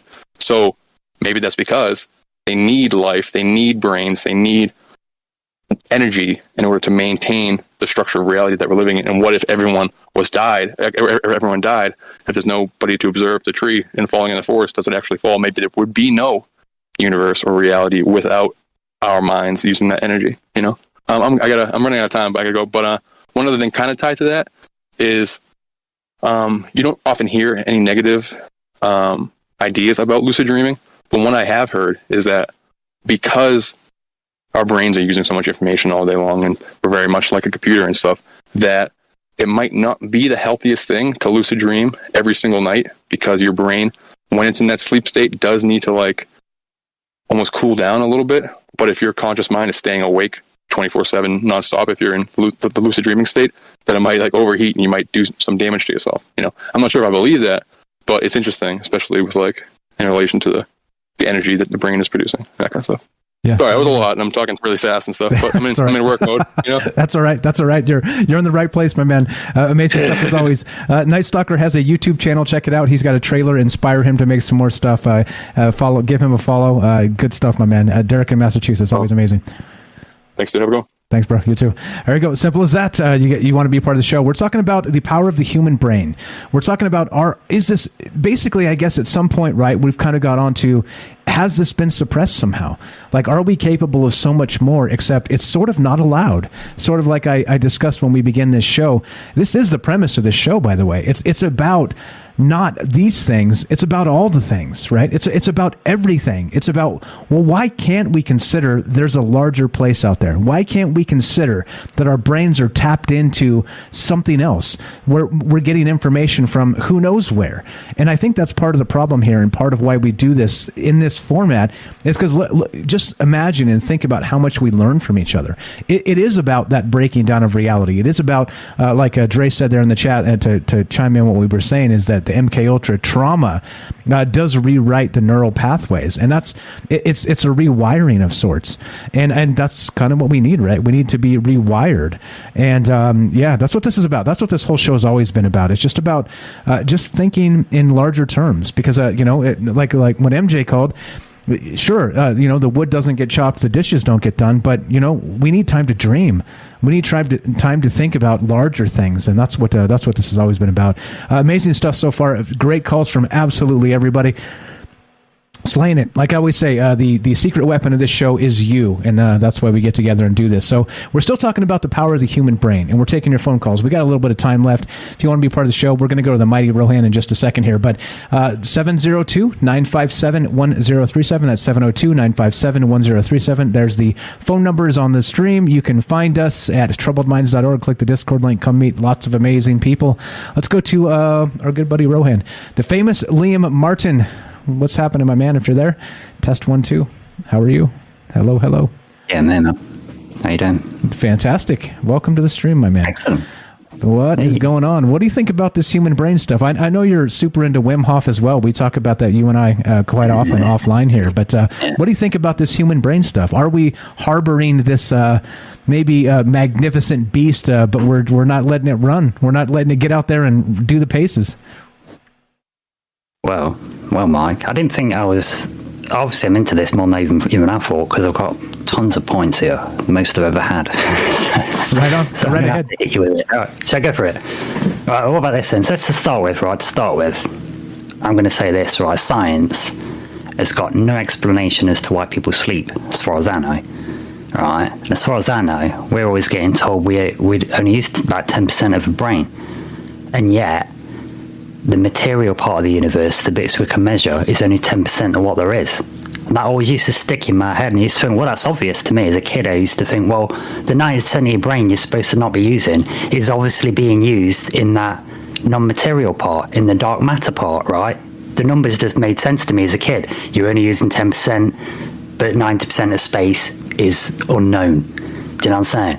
So it looks like, so what I'm getting to is, I think with this stuff, is that, especially when you mentioned the comatose patients, brain activity is still going, yeah, when you're asleep, you're a comatose, don't you?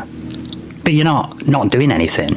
You're doing stuff. So if science don't know why you sleep, no physiological reason, then it's to do with the stuff outside of the material, as far as that's my logic goes. So what I'm saying, when you're asleep, or when you're in a coma, you're still doing stuff. You're still doing things. You know, you got the astral world, the dream world, whatever. Yeah, you're still doing stuff. Yeah, and this physical form, it's not all of what we are, is it? We're more than the sum of our parts. Do you know what I mean? And this that sort of idea that it's just wasting energy, to me, that seems like the easiest, lamest possible explanation, because all that is, to my mind, is describing the main difference between mammals and reptiles, meaning that mammals generate energy all the time, right? Reptiles don't. They've got a quota for the day. Yeah, if a reptile has to wrestle something, it can't like have a little breath like, you know, wrestlers do. They can have a little breath, can't they, and then get back at it. Reptiles can't do that. So this thing about wasting energy, that's just like, well, no, that's what mammals do. You make energy all the time. It seems so lame, so unbelievably lame. And I'd like to throw in a curveball on that one, which is there's 9 people in medical history that have lived without brains. Right, there's a guy that's, I don't know how old he is now, he was 44 when he studied him. 2016, there's a 44-year-old maths student with no brain. He's got no brain. It's in the Lancet Medical Journal. There's a bunch of people with no brain, so they've had to completely rethink how the brain works because he hasn't got a neocortex. Which brings me to another point. If they're studying the brain, are they studying the heart and the stomach in conjunction with it? Because we've got 3 brains. Yeah, we've got the human neocortex in your skull, you've got neurons in your heart, and you've got your enteric nervous system, which is pulling stuff out of hyperspace. Do you know what I mean? So, yeah, I think it's a bit of a lame explanation. This idea of brain wasting energy, I wonder if that's the same logic as junk DNA, Michael. What do you think? Yeah, I think so. It is hilarious to me when you get science. You know, this is a new discovery too. Again, I love science. Don't get me wrong, but it's like, okay, why are we calling this junk DNA? Like it's the most facepalm thing I've ever heard. Well, we don't understand it, so it must be garbage. Yeah, all right. Yeah, it must be pointless because nature's just don't. Yeah, oh god, don't need. Oh. Exactly. Can we talk about taxes? yeah, let's talk about taxes. No, don't do that. Don't do that. So I mean, another thing I wanted to make a point of as well. So I've got tons of points here. Sure, go ahead. I thought Dre made some awesome points in that call about, and like I say with psilocybin, he's called it consciousness expanding. Right, and I found it really interesting that, like I say, shutting down some of your functions, all right, in order to expand your consciousness seems counterintuitive, like I say, unless there's filters in place to inhibit it. And I think that's what it is. I think that's the whole setup. Do you know what I mean? Rather than junk DNA, nature wasting stuff, how about nature knows exactly what it's doing? The universe has been doing this a while, yeah? Knows what it's on with. Let's assume that, right? So it's just a lack of understanding, like you say. You just don't get it. And so with the psilocybin stuff, like I say, filters, I think that's the mechanism, right? Because if you could just, it's like Jumanji. You don't want to instantly manifest all your thoughts, do you? As soon as you watch a horror movie, you're going to have killers running around your house, aren't you? You know what I'm saying? There's got to be a delayed reaction for these things. And the same with the filtering thing. I think that's exactly what it is. It makes sense. It makes sense to my mind that you wouldn't want people suddenly tapping into all of the powers. You have teenagers running around turning lampposts into carnivorous plants and stuff, wouldn't you? You know what I mean? So laugh. Let's hope not. You just described a wild dream.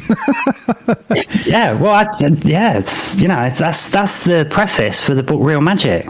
Like a pretend we're talking about a news report from the year 2027 or whatever, or we found this flash drive from the year 2022 in the 21st century. It must have been difficult. People barely understood consciousness. Nowadays we're using neo-magic as the main technology, and some of the social problems of people messing around with the powers. Do you know what I mean? And we even see that in the film Looper, with where everyone, a few years in the future, everyone's got a limited amount of telekinetic abilities. Okay. Now, while the show's been playing, Mark, I've been trying to find Carl Ransom Rogers, the father of psychotherapy. He's got loads of videos, but I was trying to find this particular clip for you. I can't find it. but I will send it to you at some point. And he's specifically talking in 1952 or 54. He was doing his talk about therapy, and then he starts talking about the human potential movement, because that's what this guy's about. And he was blatantly saying in the 50s, oh yeah, we're making strides with studies into extrasensory perception, and it's really exciting for what the true potentiality of humans is. And I think I mentioned this before, but you've got to think about the timing of that. That's in the 50s. 20 years later, we've got, in the 70s, we've got the remote viewers, okay, and the CIA wanted a project on that. Do you know what I mean? So if they've known about this stuff since the 50s, at least. Been studying it since the 50s, at least, which brings me to another point. This scientific study today that's a new discovery, I'm going to call BS on that, because it can't be new. Can't be new.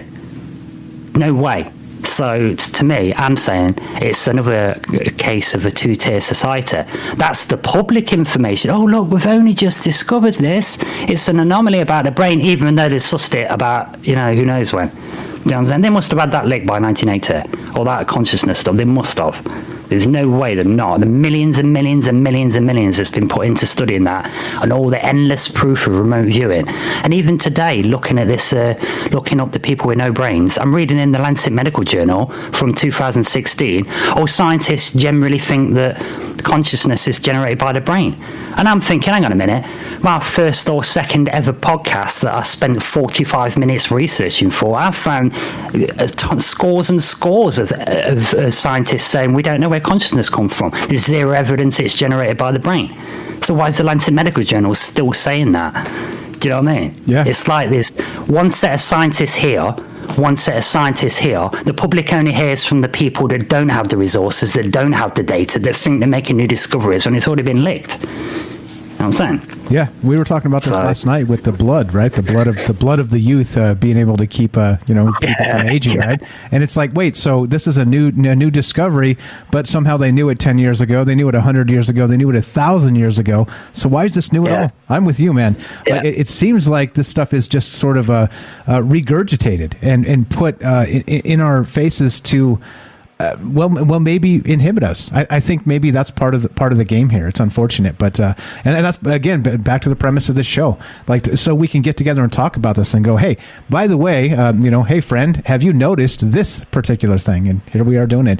What else you got, my man? We got like a minute left, so go right ahead. And you're welcome to carry over to the third hour as well. You already know that, but just letting you know. But let's finish up on the radio. Appreciate that. About a minute left, and then we'll finish up and then keep on rolling. So go ahead. Just blast this just one more point then quick. I'll just send this out for the listeners, okay, based on the back of Dre's call. Yeah, this believing the thing, I think that's what it is. It oppresses so we don't believe in it, because that is a key factor to make this stuff work. You have to believe it. So I think that's why you have to understand why it works, so you can believe it. And Dr. Richard Alaminoff, famed polymath and metaphysicist, hired by governments all over the place, Navy SEALs, okay, that guy basically said, it's not a case of I wouldn't have seen it if I hadn't believed it. It's no, you can't see it if you don't believe it, like the conquistadors. The Aztecs couldn't see the ships. Not all of them could see them. Only some people could. And I'd say if you don't believe in something, you can't see it. Which seems not right, let's say.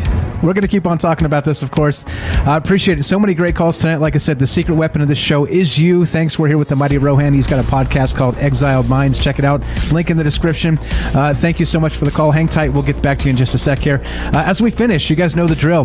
This show is Monday through Thursday, 7 p.m. Pacific. We go a couple hours on Fringe. So as we finish up, if you're listening to us on the Fringe FM, stay tuned for Joe Roop Lighting the Void. If you're listening to us on any other platform, including the podcast feed, stay tuned for a third hour of Troubled Minds.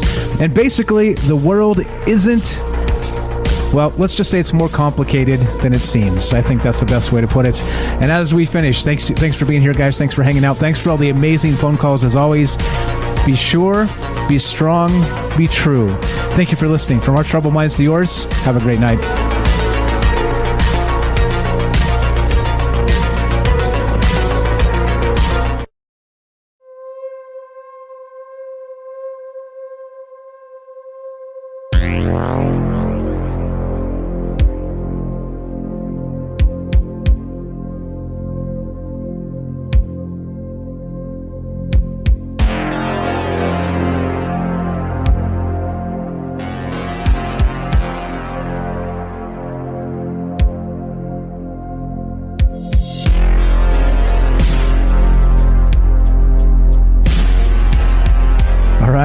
All right, here we go. Holy shit.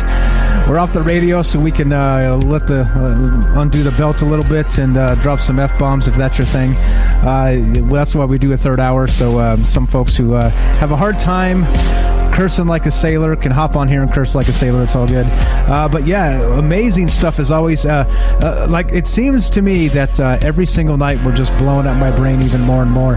And considering all the things that are possible, and like I was saying previously, that's what the show's all about. So thank you again. I can't thank you guys enough for all the amazing calls tonight. And we're still taking your phone calls as we discuss, well, the power of the human brain. Do our brains have extraordinary untapped powers? And love to hear your thoughts. If you want to be part of the show, 702-957-1037. That's 702-957-1037. Still taking your phone calls. We're still here with the mighty Rohan. We'll get back to him in just a moment. And there we go. And we got James on deck. We'll go to him as well. And don't go anywhere. More Troubled Minds on the way. 2-minute break and a third hour Troubled Minds coming up. Don't go away. Be right back. More Troubled Minds on the way.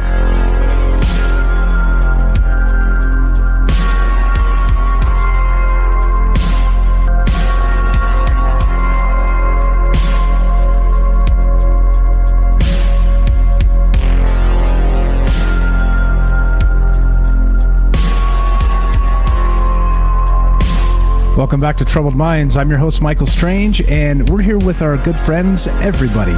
And we're talking about all kinds of crazy things and amazing things, including, well, does our brain harbor superpowers?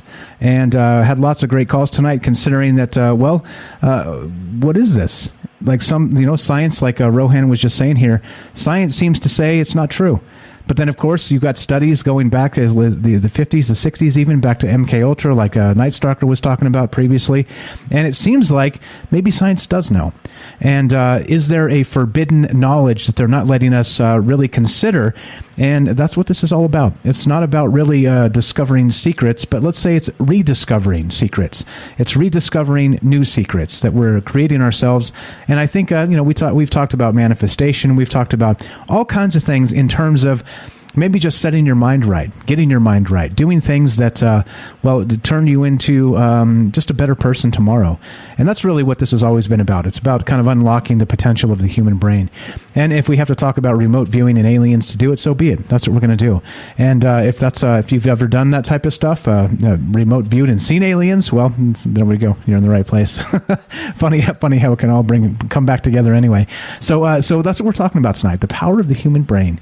And still taking your phone calls if you want to be part of the show, 702-957-1037. We got James on deck here, but let's let Rohan finish up. He had a punch list.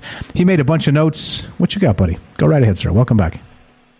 Oh, thanks, mate. I got tons. Do you want to jump on James first or whatever? I don't know. I'm happy to wait, man. Sure. If you want to wait. It's up to you. You call it. Yeah, I'll wait. I'll go make a drink and stuff. Okay. Get me that drink. Extra ice on mine, please. Thank you, sir. Yeah, no worries. Oh, just one thought before I go. Sure. I just popped into my head. It's crazy, right? So just hope just make it's wild, but just maybe they're rehashing old experiments they've already done so they can reapply for new grant money. Just a thought. Oh, yeah, right. They just suppress it and then reapply for the grant. Got it. Yeah, maybe. I'm sure it's not it. That's just crazy talk. Yeah, it's crazy talk. Who would do that? Seriously. Thanks, Brian. Catch you in a bit.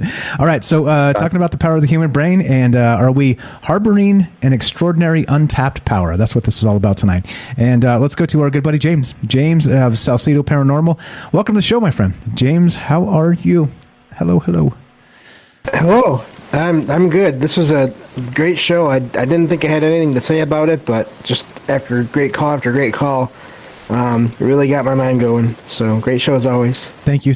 I give credit to everybody else. I just been the ringmaster, just saying. All right, well, tell us another amazing thing, because it just keeps coming. But what do you got? So James, dance. Tell us another amazing thing. What you got, brother? Well, this just made me think of. So, as many of the listeners know, I was born legally blind, and a big part of my life, just in general, has been learning how to adapt to that. And a lot of that has to do with thinking in different ways. and being willing to think about things and figure out solutions.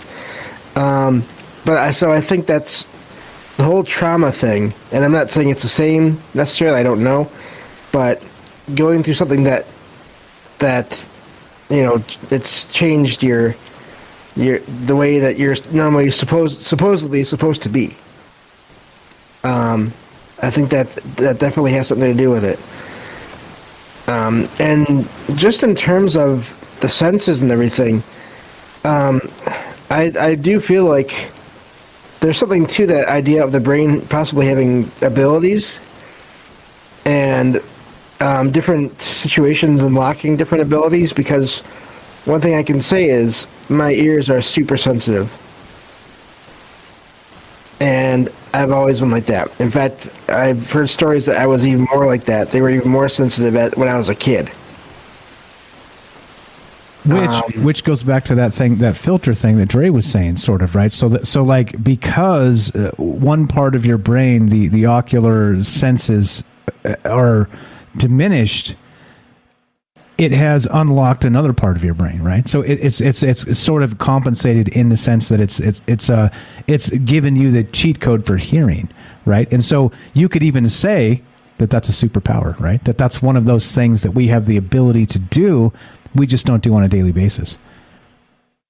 Yeah, it's amazing how much you can notice if you, and I've heard this before in different experiments and stuff. If you take away one sense, you will notice things with the other senses that you may not have noticed before. Whether it's wearing a blindfold or whatever. I can tell a lot. I can figure out a lot about whatever room I'm in or area I'm in just by listening.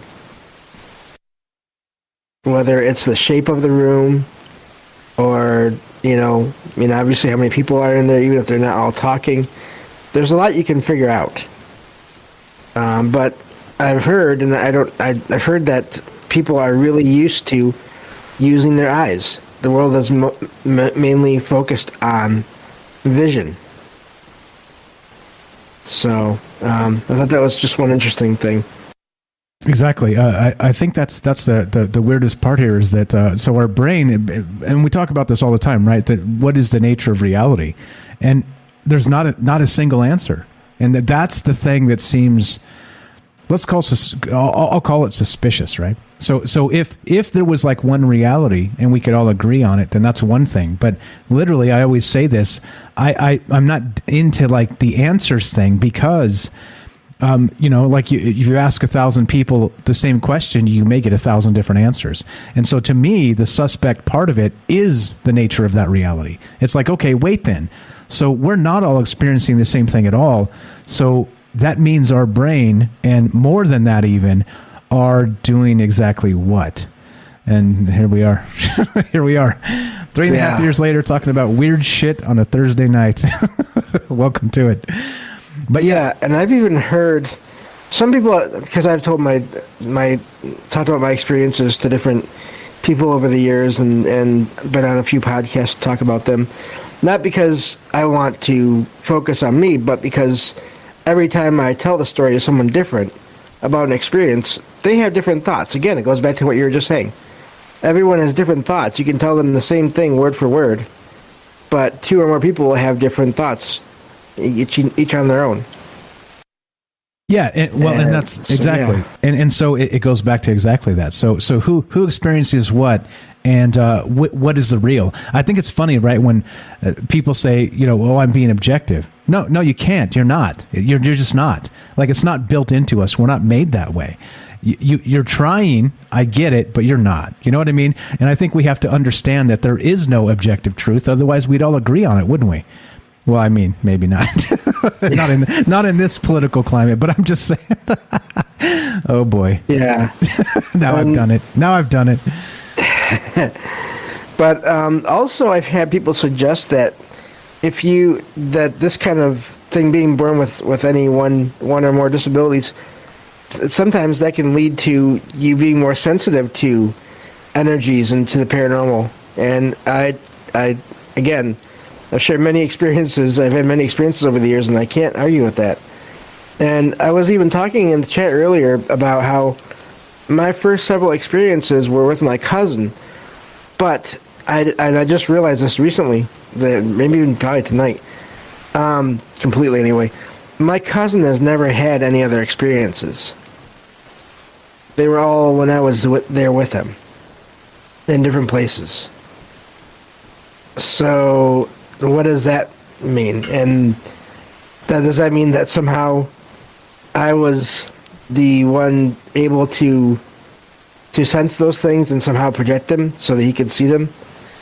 Or that our consciousnesses were, we were close enough, because we were close as far as we got along really well, that, he was able to pick up on things when I was around better than he could otherwise.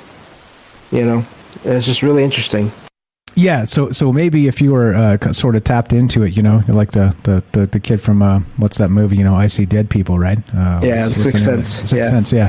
So if you're more in tune with that, things are more likely to happen around you, right? It's almost like you are not manifesting it, but you're making it apparent to somebody else that's next to you. They're sort of using your energy as maybe a window, right, into that world.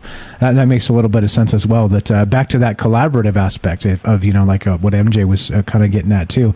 If you're together, teaching, you learn that whole bit, but you're also together. It's a collaborative thing. So I wonder if that energy exchange of that is what happens to him too, and that kind of is coming from you in a way. Yeah, and it was his call that made me even think of that. So, again, great calls. The other thing, and I was thinking of, is we're talking about what, we haven't really talked much about what the brain is doing when we're asleep, and how that could tie into all the strange things that happen during dreams. That could tie into possibly paranormal experiences while sleeping, while in dreams, or while in different states. I just wonder how much. That's a whole other angle, I think, which is really interesting. Which I don't know. That may be a bit off of. I'm not sure, but that just really got me thinking about that, because I've had several of those over the years as well. So. Very interesting. Yeah, that's a pretty wild one too. And I saw somebody in the chat a ways up also brought up anesthesia, right? That whole bit. What happens when you get put out, right? Like, where do you go?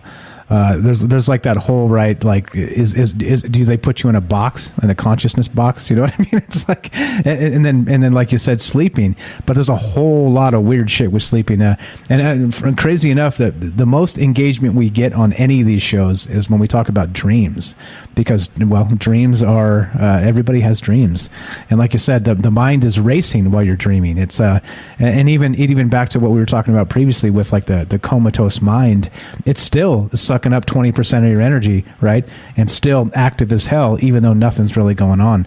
But like Rohan said, what's really going on? Because something's obviously going on, right? A whole lot of that. That's a whole nother show by itself, man. But yeah, spot on.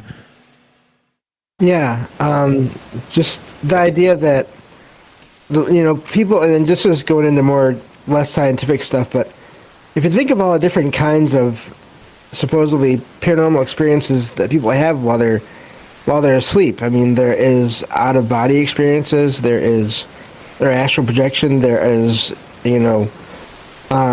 supposedly contacting other beings in other dimensions. There's seeing possibly parallel or alternate universes.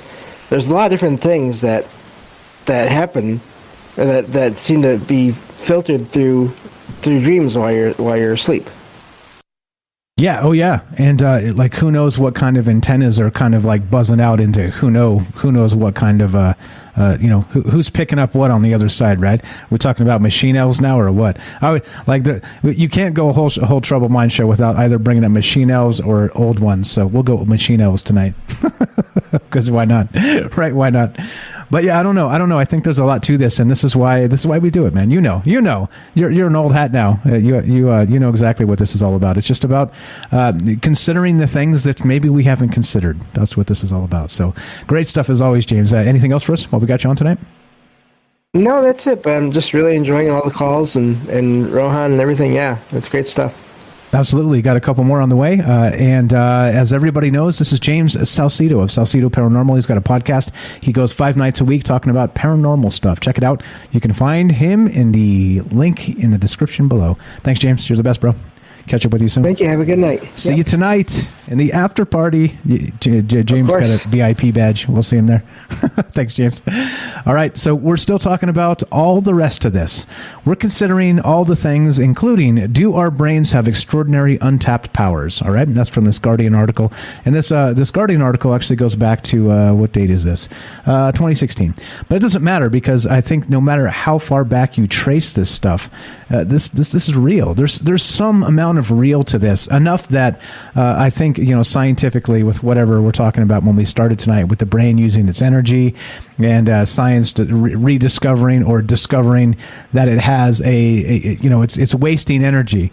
And it's kind of punch yourself in the face, like Rohan was saying, like the junk DNA, right? No, it's wasting energy. Well, what if it's doing all kinds of behind the scenes hidden processes that are tapping into who knows what out there in the ether, right? Like, who knows? And that's the craziest part, is if we have our brain constantly active no matter what, whether we're conscious, unconscious, or somewhere in between, our brain is always just going, like 90 miles an hour, always going. So what does that tell you? It tells me that something else is going on there that we don't quite understand. And that's what this is all about. Yep, great calls all. Great calls from everybody tonight, as usual. And, we're still taking your calls. If you want to be part of the show tonight, 702-957-1037. That's 702-957-1037. You can find the Discord link at troubledminds.org. We'll put you on the show. Let's go to Jennifer in Missouri. Jennifer, welcome to the show. How are you? And go right ahead. Hey, what's up? Hey. I'm good. Okay. The brain does have what I consider supernatural powers, and we're just not aware of it because we're conscious. I'm going to go on this point, though. Birds and fish, microorganisms, and pretty much every animal on the planet makes use of something called cryptochrome. Cryptochrome is a type of protein that's in the retina of the eye. It's also in different parts of the brain. What this does is it's used by those animals to perceive the EMF field of the earth, and that's how they navigate. That's how turtles know to go a certain direction, and how birds migrate. They know which direction to go. Now, further into this, the way that this works is the cryptochrome interacts with iron particles in the brain, and these iron particles are magnetic. They have a mild magnetism to them. So that's how that is activated and creates it's called an action potential. And the animal is operating purely subconsciously when it's doing this. They also think that these iron particles and the cryptochrome are oscillating in the neurons and are able to perceive the other animals' brains through this magnetism. And that's how they work as a swarm or as a flock or a school of fish or migratory patterns. They are communicating through the EMF field, and we have it too. So it's in our retina and in our brain. And the way that this works is you have the neurons in the human brain. There are 86 to 100 billion neurons in the human brain. The neurons, when they're oscillating around these iron particles in the brain and interacting with the cryptochrome, when it does that, it creates a small magnetic field, a very weak magnetic field. But if 1 billion of the human brain's neurons oscillated at the same time in the same direction, it would surpass the Earth's EMF field. It just doesn't happen because it'd take an enormous amount of somehow being able to control that. But it would potentially give someone supernatural powers. If you go beyond that, what you're considering also is the unconscious mind, the subconscious mind. The subconscious mind is not creative. It can't understand a joke. but it records absolutely everything that you do every day of your life, from beginning to end, and things that you are even unconscious of. We can't even fathom it. 95% of the energy of the brain is being used in the unconscious mind. The unconscious subconscious mind controls your body temperature. It's doing it all the time. It's always working. It controls every impulse, every movement you make. Everything you do is through these action potentials of the subconscious brain. The way that the subconscious brain works is the way that people would know languages they shouldn't know when they've had a brain trauma of some kind. It would be the fact that the conscious mind of that area had shattered, or there'd been not a covering, kind of like that filter thing they're talking about. And I think that the way the communication, the way that the subconscious works is the reason for the ancient rituals that people did. The subconscious mind understands things like that and understands patterns and large symbology. If you want to make contact with your subconscious mind, which could be very dangerous, but also very beneficial, you'd want to communicate to it through ritualistic actions and through pattern and repetition and symbology.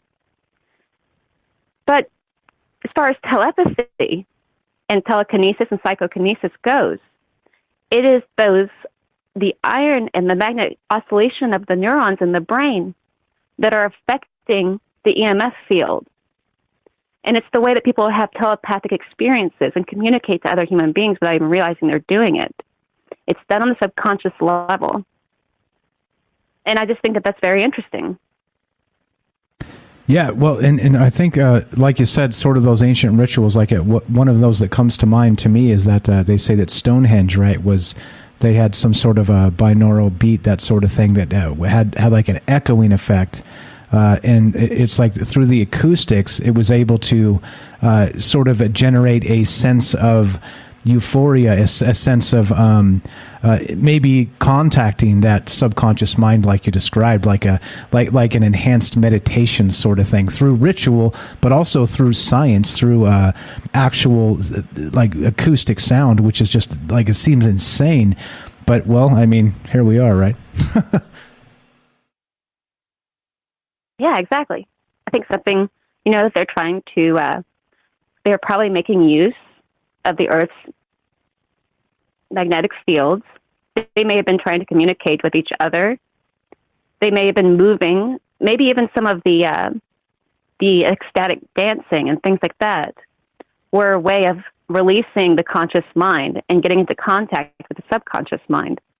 And I think that through those rituals and things, and everybody doing them all at once, they may have had some ability then to be able to communicate with each other without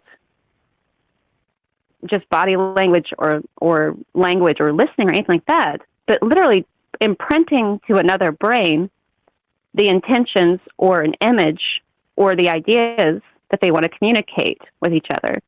And so I think that might be going on all the time to some extent, and we're not aware of it. And we may be affecting the field around us all the time, and it's happening subconsciously. And if you think about the subconscious mind, too, and what it would be capable of if it did have full control over everything else, and it did surpass the Earth's magnetic field, you are talking about superpowers and things like levitation and telekinesis and psychokinesis, and unhinged, what it could do, I mean, who knows? So we're saying maybe. I think certainly. Okay, sorry. Okay. Yeah, maybe. All right, we can go past the maybe. I agree, and I think the like untapped potential is one thing, but I mean, when you talk about like doing things that seem absolutely amazing, that's another thing to tap. Go ahead. No, you're right about it. I mean, as far as I don't know that people would fly off the surface of the Earth or be able to move mountains, if they could access or control the oscillation of their neurons and things like that. I don't know for sure what would happen, but I think it's fun to think about, But we do have the same thing that as far as telepathy and things like that must almost be a certainty because of the same principle going on with the schools of fishes and dolphins and whales do it. And they don't have to speak or do anything that we do, but they do it. And we are just like them. And we have the same cryptochrome within us that they do. We have the same iron in our brains that they do. And I think some people are somehow, like maybe children or who knows, are more relaxed to it and perceive it more than people who are very distracted or busy do. Like I said, I think the subconscious mind responds to patterns and rituals and strong symbiosis like that, strong symbolism, because it doesn't think creatively. It's not thinking like the conscious mind does. Right. So focus matters, though. It's part of this. It's like it's hidden from us, but it's kind of that whole hidden in plain sight. It's there. You just kind of need to go find it, go dig into it, whatever that subconscious is. If you can contact it, well, you could maybe move mountains, maybe not literally, but I think in just what the potentiality is. Pretty amazing stuff. I got a question for you. Mooney on Rockfin says, who's new to the chat, says, is this a spiritual show or a science show? Oh, aren't those the same? Isn't I think that science and magic and all this stuff is the same thing. Okay, so the answer is yes. Yes. Yeah, I thought it was a funny question because we are kind of all over the place, but yeah, for sure. Amazing stuff. Anything else you got for us? No. You're the best. Jennifer has a YouTube channel. Check out her YouTube channel. Links in the description, as you can tell. Amazing stuff as always. Thank you for your input, Jennifer. Always a pleasure. Talk to you soon. Thank you. Talk to you soon. Thank you. Have a great night. There you go. As simple as that. If you want to be part of the show, we're talking about the power of the human mind. Science has considered that the brain uses a ton of energy. And, well, regarding that, they're saying that it wastes a ton of energy. And so this article on Live Science, we finally know why the brain uses so much energy. And the premise is basically, in a nutshell, they think it's because it just wastes all the energy because it has to be in like a constant state of ready to go. But I think, to me, and the reason why we're even talking about this tonight is because this article is part of the human hubris effect, right? It's part of the fact that, just because we don't understand something, we call it waste. Well, what if that energy is going some other place? What if that energy is actually being broadcast through some sort of antenna sort of process? What if we're actually tapped into not just our subconscious, deeper than we'll ever know, but we're tapped into the universe as well in a sort of a antenna from the top to the bottom all the way through the center of the earth sort of situation. And so that's what we're talking about tonight. Not that particular thing I just said, but what is the mind actually doing? What is the mind capable of? And are there superpowers maybe hiding latent in a latent way, just kind of waiting to be kind of untapped? We're still here with Rohan. We got a couple calls behind him as well, but let's get back to you, Rohan. Get if you got anything regarding what James or Jennifer said, and then get back to your points, and then we'll jump to Matt here in a sec. Yeah, sure. Thanks, Mike. Yeah, I was liking Jennifer straight on the hard liquor there. I don't want any maybe juice, certainly. But I'm with it, though. I'm taking chasers, too, because I think this is absolutely the case. And I think that's part of the reason why they go, oh, we just found this, or maybe, oh, they're selling us the maybe juice. And we've already skipped past that bit on some of this stuff. But yeah, this is the thing. All right, brains, right? Brainwashing, Pavlovian conditioning, yeah. Trauma can be used to do brainwashing, right? It can be used to MKUltra, get people to be able to potentially do stuff, right? Okay, but trauma, before I make this point, trauma can undo it as well. Because in the famous Pavlovian conditioning experiments, I don't know how well known it is, but when I was studying that stuff, I found a little bit where there was a flood in that lab. And all the dogs that liked certain technicians because they've been programmed by them, when they had a flood and all the dogs are traumatized and going to drown, you got these technicians trying to save them, the dogs are aggressive to them. They used to like them. So the trauma of that flood seemed to have undone all the conditioning. Do you know what I mean? So I'll kind of try and use that as a bit of hope in the current climate, because as bad as things look, things collapse under their own weight, don't they? Like cancel culture. You cancelling off people, they go away. You still need to cancel people. That's out eating yourself, don't you? Do you know what I mean? Yeah. So I just think with this, what I'm saying is, it's like trying to brainwash the crap out of people and traumatize the crap out of people. But if you do it too much, if you overcook it, you'll undo all the brainwashing. You know, and that was whether or not it's true, but that was an integral part of the Montauk project to get into people's brains through trauma, to program people to make sleeper cells. And it's alleged, I don't know if it's true, but it's alleged that it was done through rape, through sex, you know, do you know what I mean? And they said it had to be done anally, which I find interesting because that places the penis right next to the spine, doesn't it? You know what I'm saying? I know it gets a bit dark, but these are the things to consider. And I thought about this as well, Mike. All the salt, I remember when I was growing up at school, they'd say our body's 90% water, and these days they say 70%, right? I think, what's happened to that 20% of water? Beer. I remember this stuff. Where's that water, right? So then I've thought for years, is it the salt intake, right? Does that dry your body out? So then I get thinking about salt and water and this stuff with the brain and then the mechanism, right? If you put salt in water, that's used for batteries, so you can get way more energy than the charge you put in. So I'm wondering, do they put extra salt in our food? Try and get extra salt in our bodies so it kind of over electrifies the system, so you can't focus, so you can't remove some of these filters. I don't know. This is speculation, but I just think it's just on that general theme of, I think the whole of society is all set up to shut us down in every single possible way. And I think this is the world's biggest secret. What we're talking about today, I think, is the world's biggest secret. Because if we all tapped into this, it's like this, right? All of you meditators and all you spiritual gurus and people like Manly P. Hall and all these, you know, intellectuals have said you've got a responsibility for your force, and this is why they emphasise the meditation stuff. Okay, it might be easier said than done in the modern world, but that's the point. I think they're trying to set us up to not be able to do these things. Okay, it's all distraction, and you kind of need calmness, don't you? And I think part of that, we've got the science with the Wim Hof breathing stuff, so it's starting to look like this to me. Your thoughts control your brain. Your brain controls your body chemistry. Your body chemistry controls everything down to your genes. So if you get good enough at it, technically you should be able to change your eye colour. And I'm pretty sure, I'm not 100%, but I'm pretty sure that happens with people with IDS, with multiple personalities, that the eye colour can change based on which personality is out. Do you know what I'm saying? That'd be worth worth checking out if that's for real. But I'm not sure about that one. But that's where it would lead, I think. So yeah, and I don't know. But yeah, you saw that TV show Dead Zone, Mike. You ever seen that? Ever seen Dead Zone? Is it old? Is it new? I can't remember. It's pretty old. It's about a guy who has a car accident, and he's in a coma and that, but his brain rewires itself to be working, so he's good.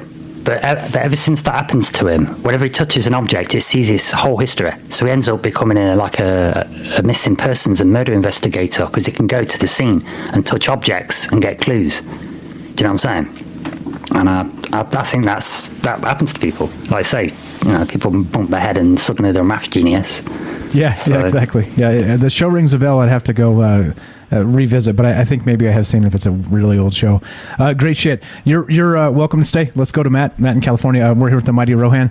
Also, Dre is here. If you want to unmute Dre and be part of this, you're welcome. Let's go to Matt.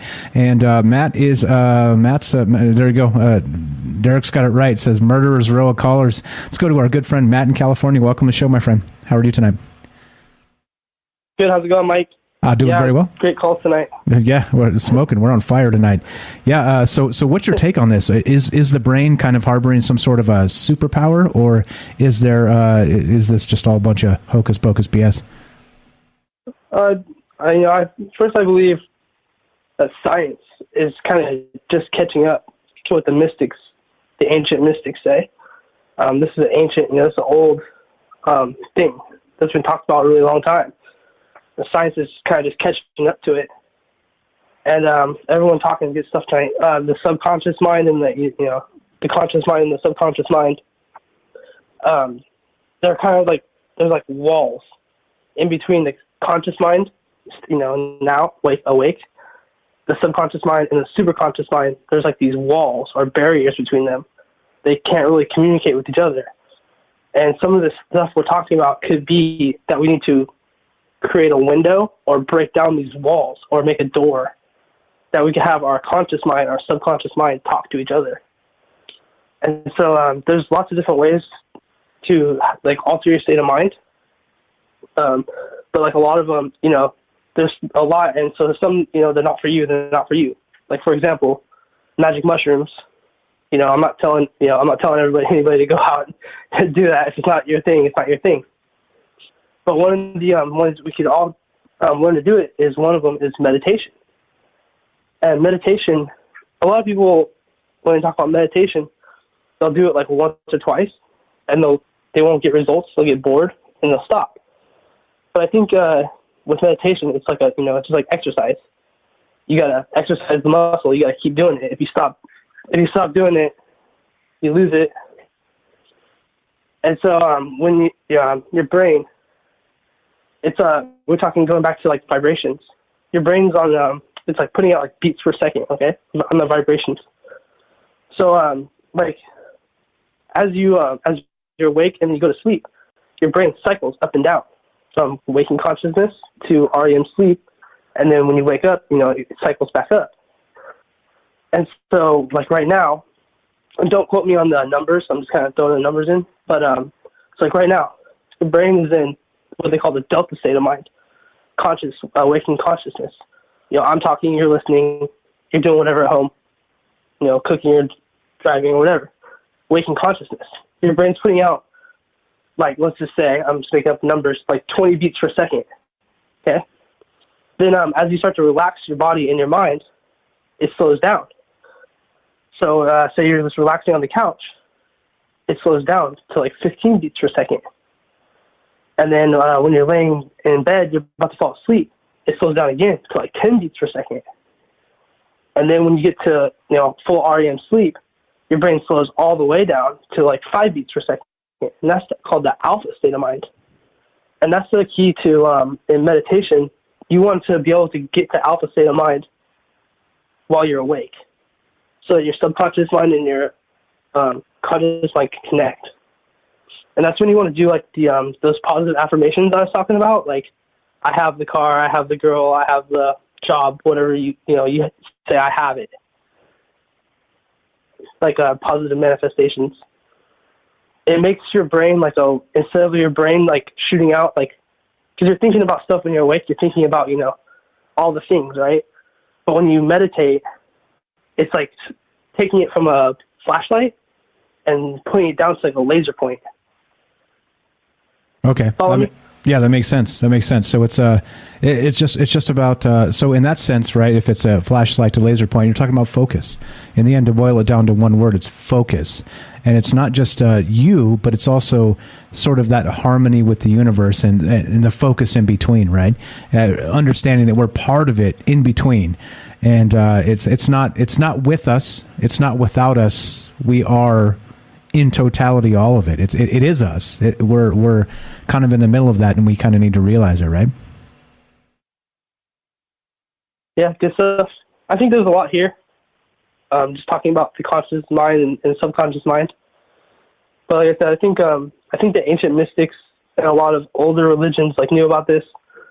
And if you guys are interested in that, look up. It's called the Crystal Countdown Meditation is what it's called. Great stuff as always. Can you drop that in the Discord when you have a brief moment? I would appreciate that very much. Yes, sir. Thanks, Mike. You're the best. Matt in California. Thanks for the call. Always a pleasure. We'll talk to you soon, man. Good night. Thank you.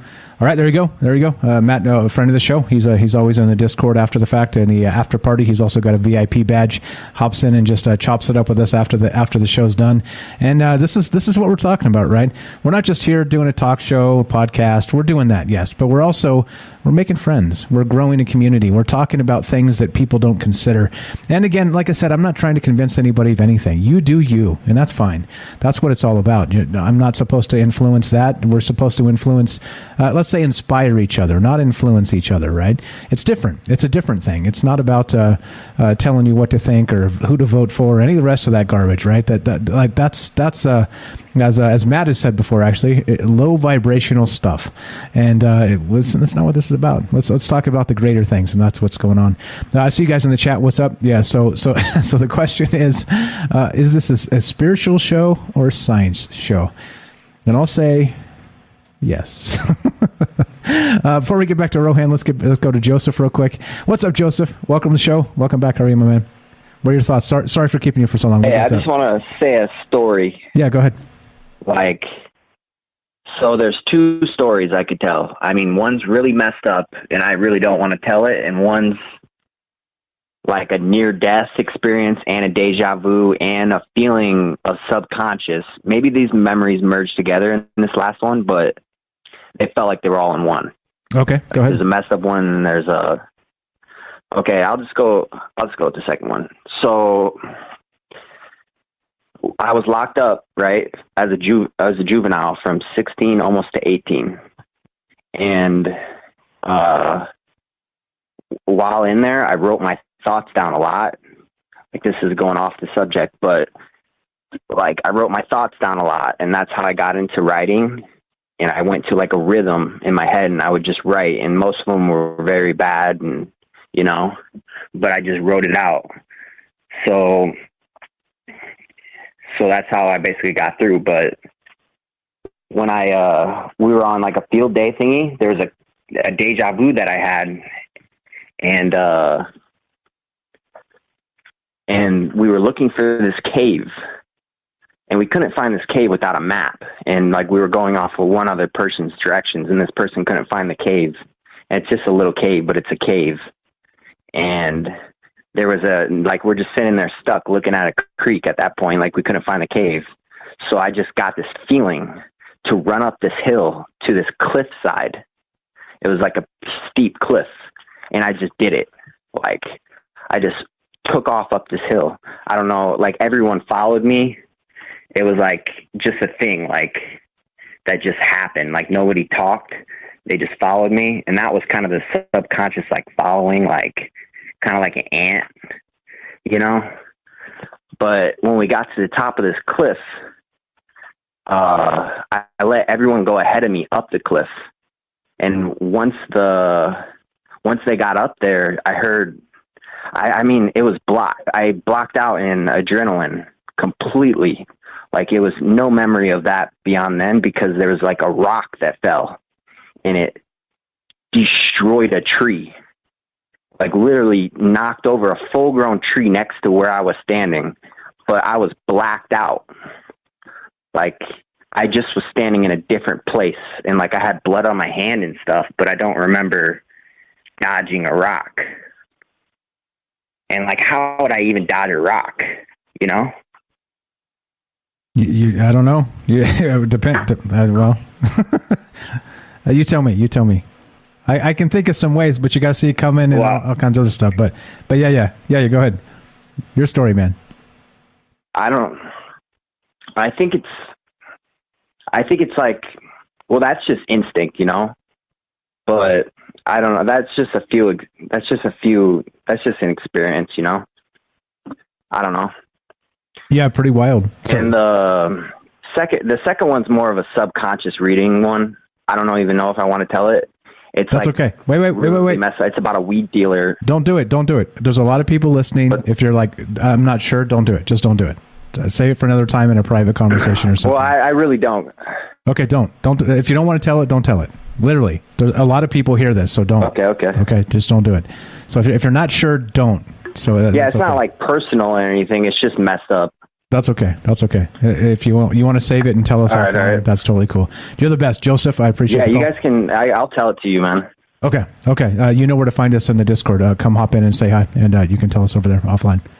Appreciate it, bro. Yeah, it's more of a subconscious. It makes me think that our more powerful superpower is looking into ourselves or looking into each other. Gotcha. And maybe fighting against evil. That's like the whole moral of the story. Maybe we don't have much in us, but what we do have will repel evil.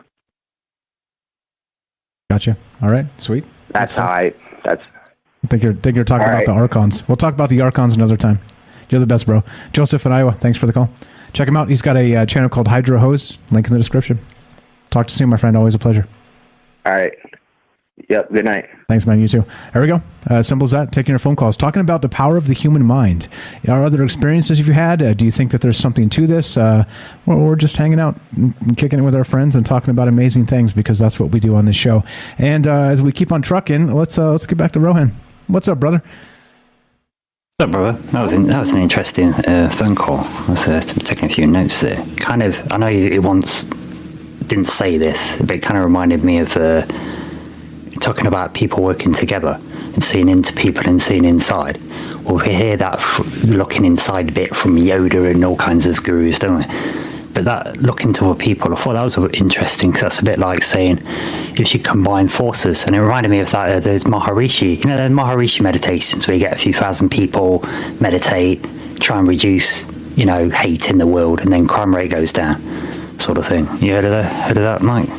No, only in concept. They actually do this? Yeah, in concept, yeah. This is a thing. There's been a few of them. In fact, interestingly, as a little side note, they was doing it in Japan to try and prove it once and for all that it worked. And guess when they did it? Right when Fukushima happened. But Fukushima happened just before it was about to start. Which, anyway, it's a little side note there. Well, no, it's important actually. It's a side note, but it just looks suspicious to me that happened just before it was supposed to happen. And it made it, to me, I thought, is that someone trying to mess with it?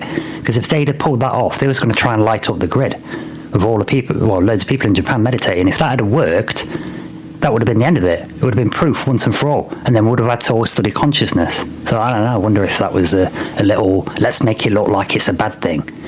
But who knows? Yeah, well, it is a bad thing, isn't it? I mean, if they don't want us to I'm talking about people mass meditating to try and reduce the global crime rate. It wouldn't be a bad thing, would it? But what I'm saying is, New World Order or whatever have tried to time something to make it look like Japan caused that by meditating. See what I'm saying? Oh, I see. It's the manifestation part. So they cause something bad to happen. Yeah, do like a bit of a false flag on top of somebody's project and say, look, never meditate again. We should ban meditation because it caused an earthquake. You know what I mean? Right, exactly. Yeah, and again, like another thing too, everybody knows that listens to this show because, we talk about this crap all the time, is that just word of caution when you're consuming anything from the media, because you see how a loose connection can be made, right? We do it on this show too. I'm not going to fib and say we're not trying to get a narrative to start a conversation, but it's different when we're trying to start a conversation and take everybody's views into account than if you're just saying this is happening and this is what you should think as a result of that, right? Two very, very different things. So there you go. Full disclosure on what's going on here. Loose association, I like to call it. I think that's actually what it's called, and it's a good thing. It's okay to make some leaps, like Rohan's a star triple jumper. What else you got for us, my friend? Yeah, you mentioned surgery. Can you do surgery to make people have these sort of abilities unlocked? But I was thinking, well, that's interesting because I've read about llamas doing a kind of surgery, which it almost looks like a lobotomy, but it's different, which then gets me thinking, I wonder if Western science has seen them doing it and kind of got it wrong. Because what they do with the llamas do a thing that's a bit like a lobotomy, but they don't try and sever the prefrontal lobe. They're trying to get a spike in to just glance your pineal gland. And they say if you can crack it, if you can scar it, it causes it to kind of activate. It's like a fast track way to get it activated. Do you know what I'm saying? But I suppose that you're gonna if that's a Buddhism thing, if they're doing that, then if a llama's doing it, you're at quite a high level. Do you know what I mean? So maybe that's just a way to give you a little boost. Do you know what I mean? But yeah, I think these are natural things that we can do. And I think the reason, like I said, we've got these filters so we're not overwhelmed. It's a great point by Dre. But I think also it's a kind of anti-idiot filter sort of thing. Because I think it's like you've got to earn it. Do you know what I mean? Like you've got to go through one gate at a time, then the next to get these things. Because, like I say, if we suddenly all turned it on, like Jumanji, man, the world would just get destroyed in a day, wouldn't it? When you said that, I thought it was hilarious. Because imagine if like Superman, right? Let's go to DC Comics for a moment. Let's say Superman had all the powers he has, but he was just an absolute moron.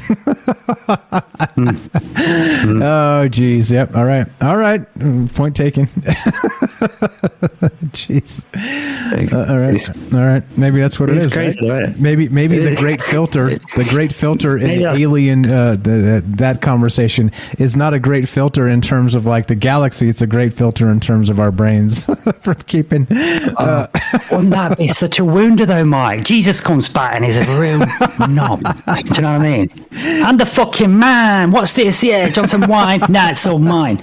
You know what I mean? I'm sure it won't be like that, would it? But okay, right, well, and apologies for the blasphemy to all the Catholics out there, but well, here. No, I'm not believing God, I do, man. I think dude's back already himself, personally, but that's another story. Okay, whole another story. All right, you said you had some notes. You get through them. What else you got, my man? Pretty much, yeah, pain. You mentioned pain, yeah, that works, you know, and you can see it with kids. When kids bump themselves, right, try it yourself, kids bump themselves and they look at you for reassurance. And when they're in that moment of confusion, you need to smile and let them know it's all good. If you start panicking, they start crying. And the same thing happens when you're an adult. If you bump your toe or something, if you bang your head, whatever, if you have discovered, if you don't acknowledge the pain, if you say, oh, that really hurt, you confirm that it hurt and then you feel it more. But if you just kind of ignore it and go, and just take a few deep breaths, carry on, it's almost like it goes away faster. I've tried that every time. Since I discovered that, I try that every single time I get some kind of pain, and it works every time. If you ignore it, it's like mind over matter stuff, and that's just a basic level fleeting in the moment thing. So if you trained it, just imagine, you know. And I liked the idea of you. I think Matt or Austin mentioned the spider egg, and they kind of know, don't they? And you think, have they got 8 eyes? But it's the moment you turn your head, or even just your eyes, they stop moving. It's like they know. But then I think, like you say, because you've got a big magnetic field, right? Well, let's scale that up. What if giants are real? How big is their electromagnetic field? How big is their EMF field? According to, I'll reference the L.A. Marzulli, who did a lot of stuff on these giants and Kandahar giant, and I think Stephen Quayle's talked about this a lot. They reckon they've captured 2 of them, or they've shot up 2 of them giants, and they reckon they captured one time. I don't know if this is true, but he wrote a book about it. In his book, he says that I think it's L.A. Marzulli or Stephen Quayle, I'm not sure, but I think it's Marzulli. And he wrote in his book that they captured a giant, right? And they put it in like a cage type thing, but they had to spray a circle around it, a boundary, and say you can't cross that line because his electromagnetic field of his brain is so strong that if you get too close to him, these giants are supposed to have a limited amount of telekinesis ability, and if you get too close to them, they can rip you apart with the mind, literally take your body apart. Do you know what I'm saying? And apparently the story goes that there was a scientist that didn't really believe it, and he stepped over the line and it just, you know, took him apart. Do you know what I mean? And I think, well, you know, who knows? Here we are. Who knows? That's what it's all about, right? Drinking the maybe juice and considering all the things, because that's what we do here. Amazing stuff. As always, we got Kelly here. As you guys know, Rohan, you're welcome to stay. Basically, guys, just so you know, I leave the folks in the Discord to stay if they want to listen there, but also because I've said this before, and it is pennies. It's not a lot, but the phone line costs money if people are waiting on the phone line. So that's why I do that. It's not I promise you, it's not a discrimination thing. Just Discord's free. It's just the way it is. But so there you go. So feel free to hang out, guys. We'll get back to you, Dre, if you want to chime in a bit. We got Kelly here. Kelly, what's up, my man? We're talking about the brain power. We're talking about is it possible that the human beings have maybe superpowers that we just can't tap into? There's some sort of filter, as has been discussed tonight. And if that's the case, then, well, I guess, how do we tap into them? What's up, Kelly? Kelly in Colorado, welcome to the show. How are you, my man? What's going on there, fellas? How you doing? Doing very well. Doing good, man. Go right ahead. Well, I missed a few mistakes earlier by some people, but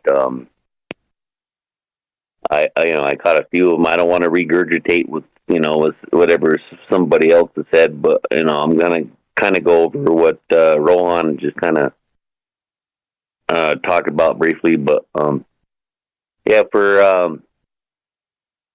me, we kind of talked about this a few times, but I go by some of the ancient writings too, with even biblical things. The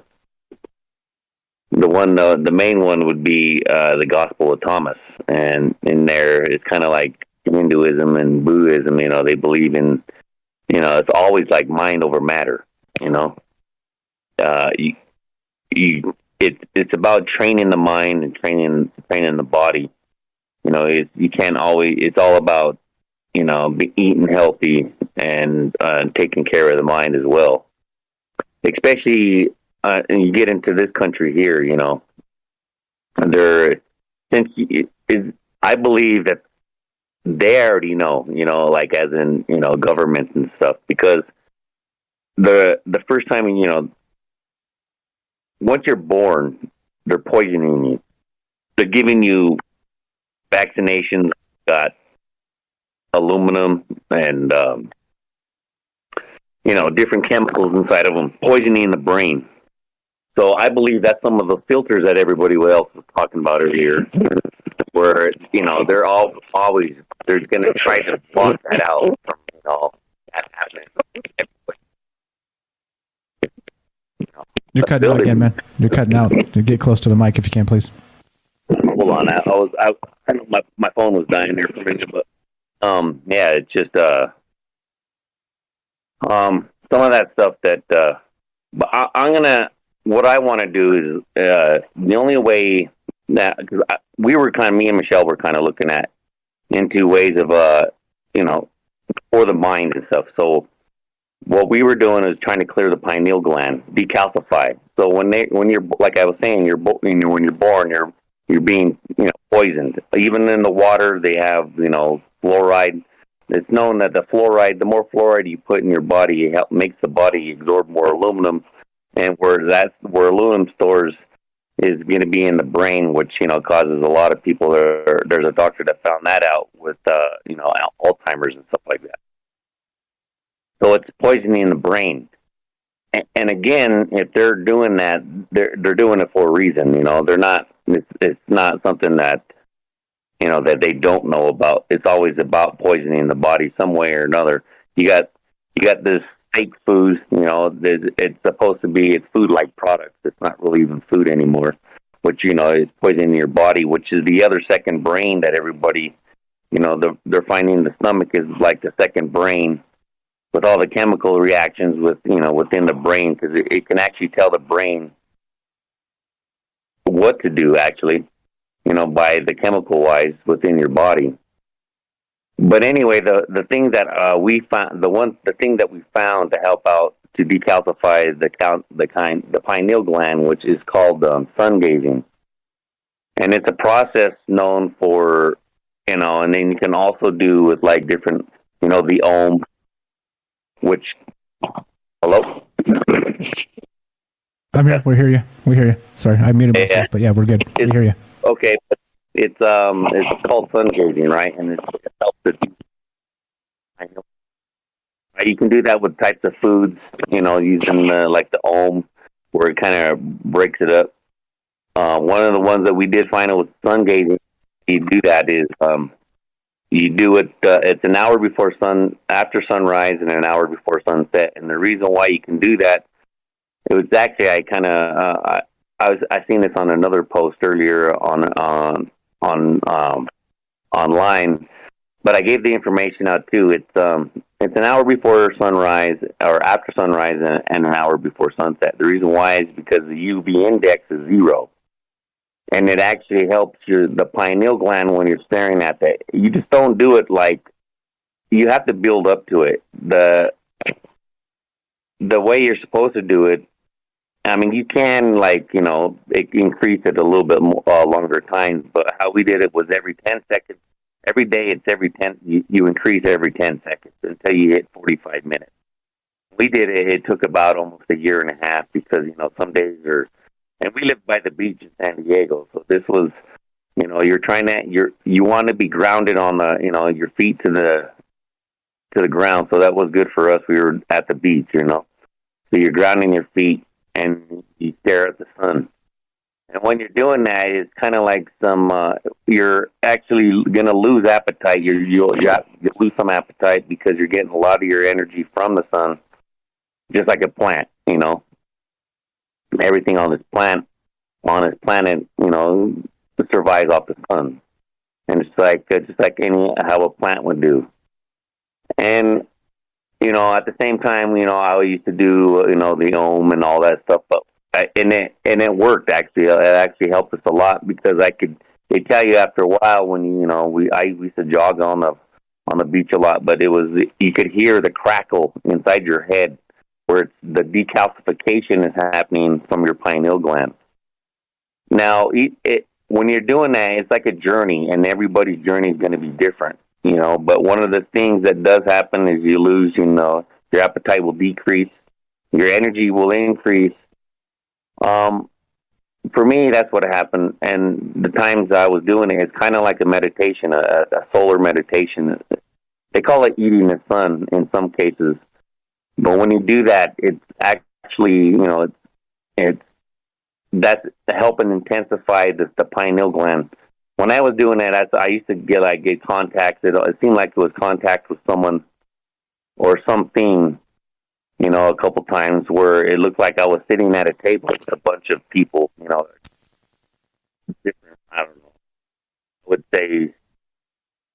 I don't know if you would say it was, like a visual, focusing on, where I was at. But yeah, I was at a table, right? And but I don't know, man, that's just for me. And that's the way, that's some of the stuff that I seen, and I participated while I was doing that. But I mean, if we go like a little bit more of the maybe juice, it's kind of like that movie from Lucy when they were talking about that drug, from that comes from a pregnant woman. It's called CPH4. It's a molecule, actually. The CPH4 that's for the movie, but it's actually based off a molecule for pregnant women when it's like kind of like an explosion that happens for the baby when But if they know that molecule, I'm sorry. You're good. You're good. Oh, I thought I heard somebody talking, but I don't think so. Yeah, that molecule is it's real, But if they can kind to and it kind of almost reminds me of what they're doing with the collider, that they're, that's when they found the Higgs boson. It's kind of like finding that type of power or energy that goes, that can transform energy into matter. So if that's the case, and how powerful that is, it's like a small atomic bomb that's going creation. You think that if that's where we can pinpoint, take the mind and the pineal gland into that direction and trying to find what the ancients were always talking about, because it's interesting that if you look back in ancient times when they said that, they're not advanced, but you look at all the advanced stuff that they created, these civilizations worldwide, I mean, were they really not as advanced as we were, or were they, higher than, we got that type of knowledge was lost or forced to be lost within the brain. Like you're saying, with all the junk DNA or the gray matter within the brain that they don't even have. Well, they say they don't understand it, or maybe they don't want to tell us. The regular people or the regular folks, but they just want to keep poisoning you with this fake food and everything else. And bombard you with all the Wi-Fi and all the stuff that they want you constantly, thinking that it's the new tech and the new thing that you should get it. It's like the new pair of shoes. So, but you should probably stay away from all that stuff. I mean, and as best as you can anyway, or try to block it with EMF, because that type of stuff is always going to be poison to us. And as we go into the future, you should probably look back to the past to see what these people were talking about. And with this, added with the future, of science and technology we got now, there'll be breakthroughs that, that can help us out. But at the same time, you can just, like I said, the sun gazing thing is one way to help free that pineal gland or decalcify it to get you on that start. I like it. We have talked about that sun gazing before, and that's good stuff. And it kind of takes us back to that idea of like the prison planet, right? Like Dre was saying earlier, and we were discussing with the brain. There are limiters, right? It's limiters in place for specific reasons. But then, of course, I think a lot of that is being exploited by the powers that be, right? By the governments, by the media, by all the rest of this stuff. And that's the battle, right? That's the battle we're fighting here, and that's what we're doing. Great stuff as always, Kelly. You're the man. What else you got for us? Oh man, that was it. I just want to bring that out to light again for people that if they're interested, they can go ahead and there's some websites on there, but that's more of the gist of it. You start out at 10 seconds. You got to be grounded, with your feet to the ground. Like if you can get to, I don't know, some kind of dirt. They say not to do it on grass because the grass itself as a plant, it absorbs a lot of sun, and that's how out of most plants, it's going to be doing that. So when you're standing on grass, it would counteract what you're actually trying to do. So they say just ground, or like if you can, like for us, like I said, we were at the beach, and then you stare at the sun like what we always had, because our time was, we worked during the day. It would be during the evening time, but we did it a couple times in the morning, and it kind of felt a little different. It was something opposite of what we were doing. So because we had the time to do it at that particular time, a couple days. But yeah, man, I suggest if people want, and it's actually really good for the body anyway, because the pineal gland secretes a lot of different chemicals, and one of them is melatonin. And melatonin, if people have issues with sleep and stuff, that's the one main thing you can do. That's why a lot of people have issues during the winter time, because they have less sun. You're not getting a lot of sun on your skin, and you actually really need that. That whole theory of sun, getting sun, skin cancer and stuff like that. That's from all the chemicals that you're putting on your body. If you want anything natural for a sunblock, it'd be coconut oil. But again, that's just a whole bunch of different stuff. It's kind of weird, because we were looking at stuff to eliminate the fluoride, which is actually, toothpaste. We changed our toothpaste up, the mouthwash. They're finding out, we even found out that even tea bags, when we were doing a lot of, drinking a lot of tea, trying to switch that up with coffee, but they make tea bags out of fucking fluoride, that's what's crazy, and it'd be the worst thing in the case, it'd be the easiest thing to get into your drink would, because of the heat, it just seeps right through that tea bag. And that's just mind-blowing to me that even tea bags are made from fluoride. Yeah, that's wild. That's one of those things you're like, why? for the love of God, why? There's so many things you could do for that. Yeah, man. Anyway, that was it. I just want to kind of point that out, and if people looking into doing that. But yeah, I'm always anything with meditation, anything to try to highlight the point of the brain. Because, even scientists don't even know the full effect of what it actually can do.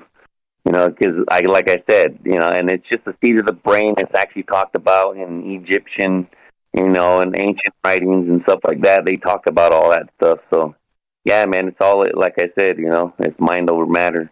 If you can get past that. But, with all everything that's happening with everything nowadays, being bombarded with everything a little bit. That's why it's just harder that's where we want to try to get away from the cities and stuff like that. Even the small town that I'm at, it's even a little bit too big, but I like to try to get out, further away from, most towns and, have property out that way. But yeah, man. Good luck, everybody. Appreciate it, man. Kelly in Colorado, great shit as always. Thank you so much. He's been here with us for years. Kelly's family at this point. Appreciate it, my man. Tell Michelle we said hi. You're the best. Talk to you soon. All right, brother. Have a good night. Thanks, you too. All right, Dre says she's got to bounce. You got something for us real quick for you? You want to take off, Dre? The good news about this show is the reason why we do the third hour here is that nobody tells us when to fucking stop. If we're on fire and we're just going, we'll just go, right? Well, we've been known to go an hour long or an hour and a half long or You know, like I can outlast everybody. I promise you that. Just let me sneak away and take a pee break, and I'm good to go. So I don't piss myself. But otherwise, we're good to go. So if Dre's got anything to add here to this, all good. But let me know. If not, we'll go back to Rohan and we'll wrap this up. I think Ash might have something to say as well. He's saying he's got some things to get onto as well about this. So I don't know. Go ahead, Rohan, and if you want to chime in, Dre, go right ahead. What's up, BMI? Get some of those rubber pants, those adult nappies. You'll be right. Do it all day. Oh, yeah, there you go. Exactly. I'll get the waders, and instead of keeping the water out, I'll keep the water in. Yes. So if you're planning a holiday, you just gotta give yourself a lead time of 2 weeks, haven't you? A couple of 48-hour shows, you'll be laughing. Yeah, no problem. No sweat at all. As long as I can sneak away to take a pee break, I'm good to go. We've done it. We've done like I recall actually we did a show on H.P. Lovecraft back in the day, and that show literally went like 3 hours and 45 minutes because there's just so much good shit. There's just too much. I'm like, and that was just listed all of the gods, wasn't it? Right? Exactly. It was pretty amazing. But yeah, good shit. So that's why we do it in this format, so that we get a couple hours on radio and then as much time as we need off. And sometimes it seems like sometimes in the third hour we have lower engagement, and that's okay. I've even threatened to just shut it down early, and then people start calling. So there we go.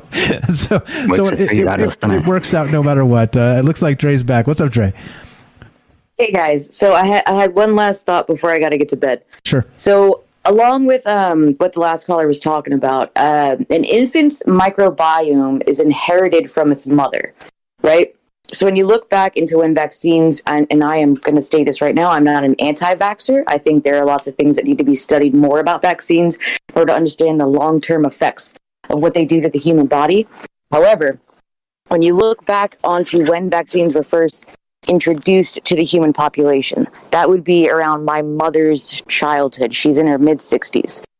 Before that, the microbiome inherited by infants from their mothers was a healthy microbiome. It had all 4 components of bacteria that is needed in order to create all 8 B vitamins that your body needs in order to affect your brain function, in order so they can combine with the vitamin D, vitamin A, vitamin K, and all those things that your brain needs in order to function properly. Now, after vaccines were introduced, the mother's microbiome was affected.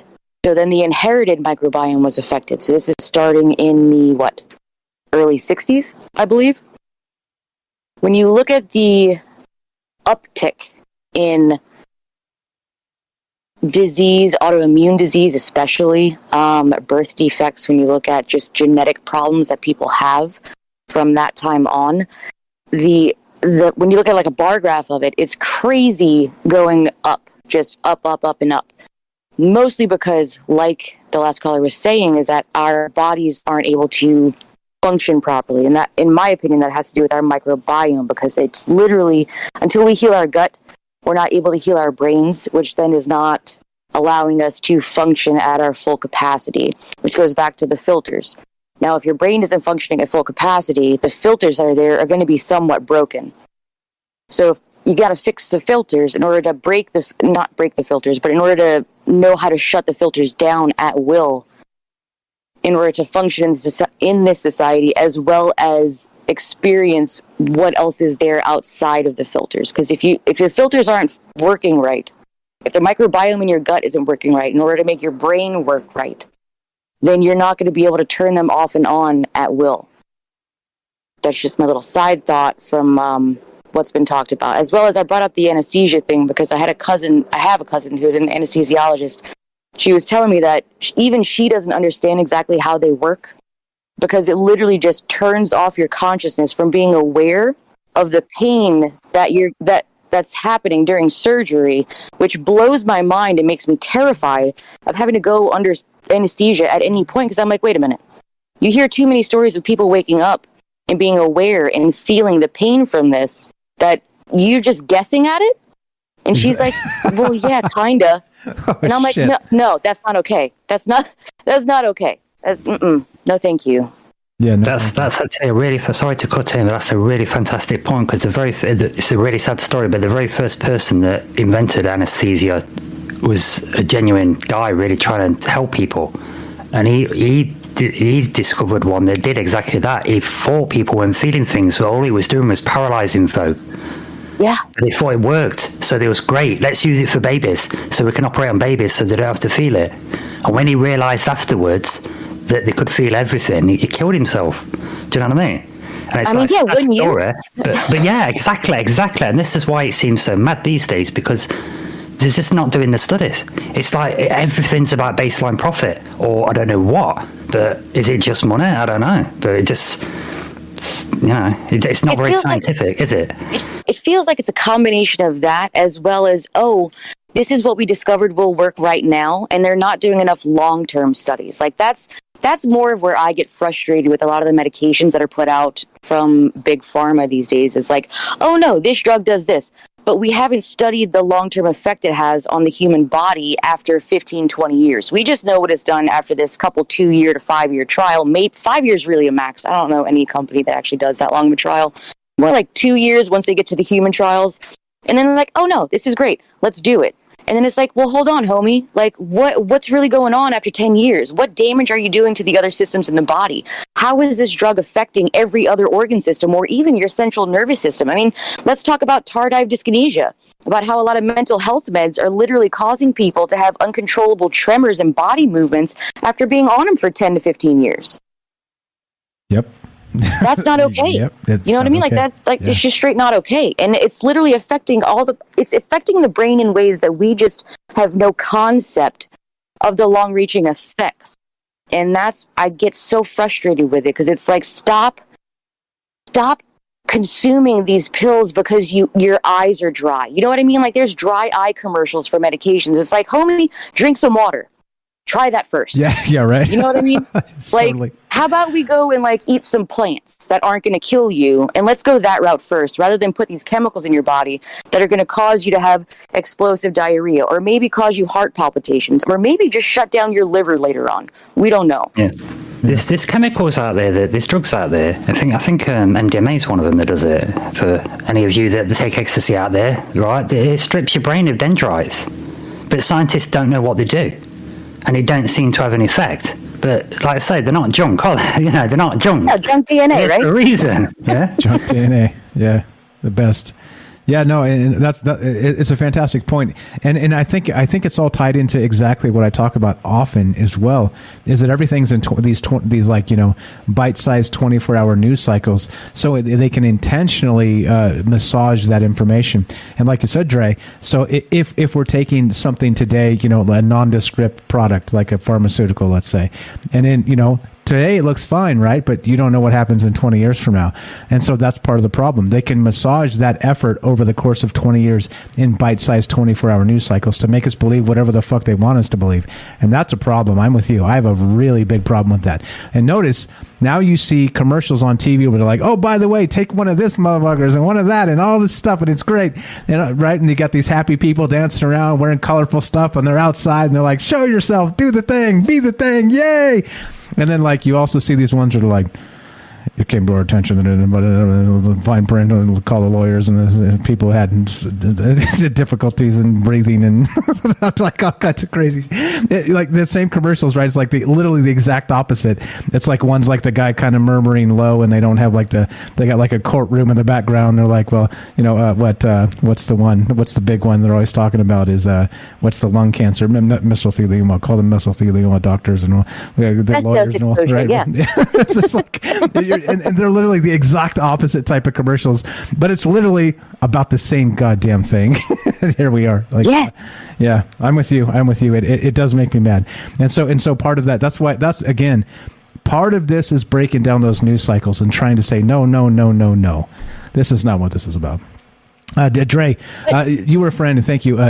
Fantastic meeting you. You said you got to go, but if you got more to say, like I said, I got as long as I can sneak away to pee, I got more stamina than anybody. So, what else you got? I was. I'm sorry, made me laugh. I kind of forgot. Oh shoot. Oh right. So back to my original thing with the microbiome, right?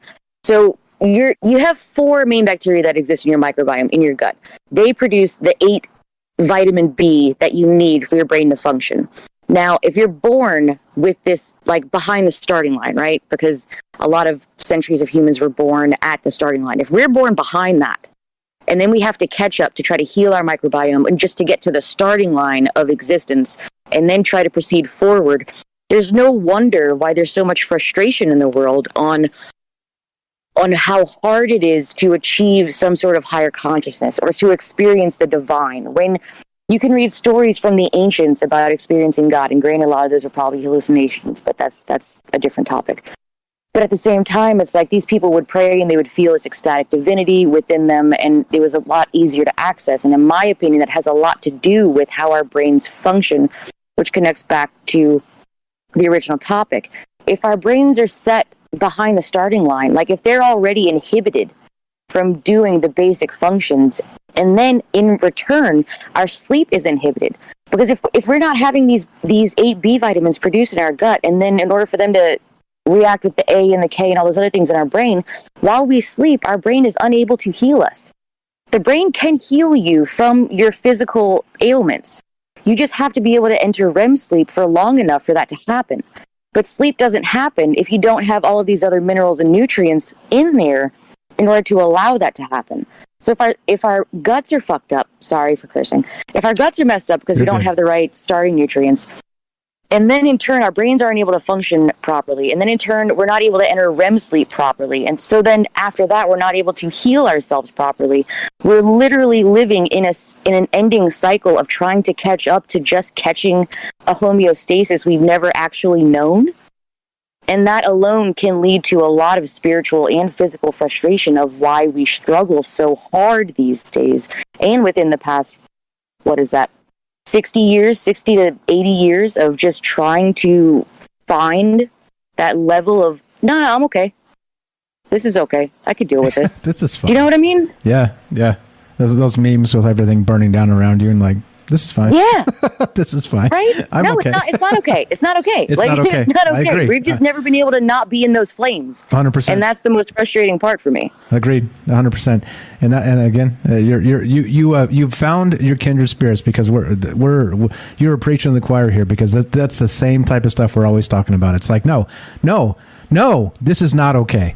That we're here to say we are individuals and we still have voices, and the things you're feeding us are not okay. No, thank you. No, thank you. Pretty please. Yeah. Yes. Thank you for having me, love. I'm gonna get to bed now. I have work early in the morning, but I appreciate you guys. Go get it. And I'll be back. Go get it. Pleasure's ours. Thank you so much. Nice meeting you. Have a great night, Dre. Good night. All right. Thank you. All right, let's keep on trucking. We got time. We got time for you. This is the thing. Thursday's a little easier because it's the end of the week for me, and so it's kind of like Friday. It feels like Friday to me. And I know a lot of people got to get up for work or whatever, but I don't tomorrow. Well, I do. I still have to, but I don't have a back end trouble mind show to also try and plan into the day. So it's like a Friday to me. So if you want to go a little long, that's what we're doing.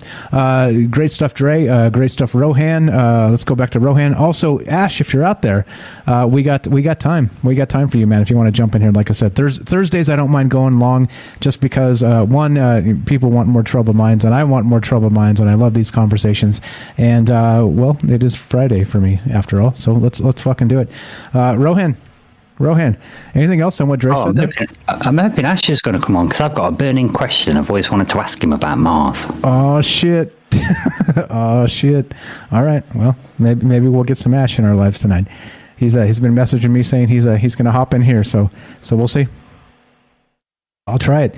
But any comments on what Dre was saying there?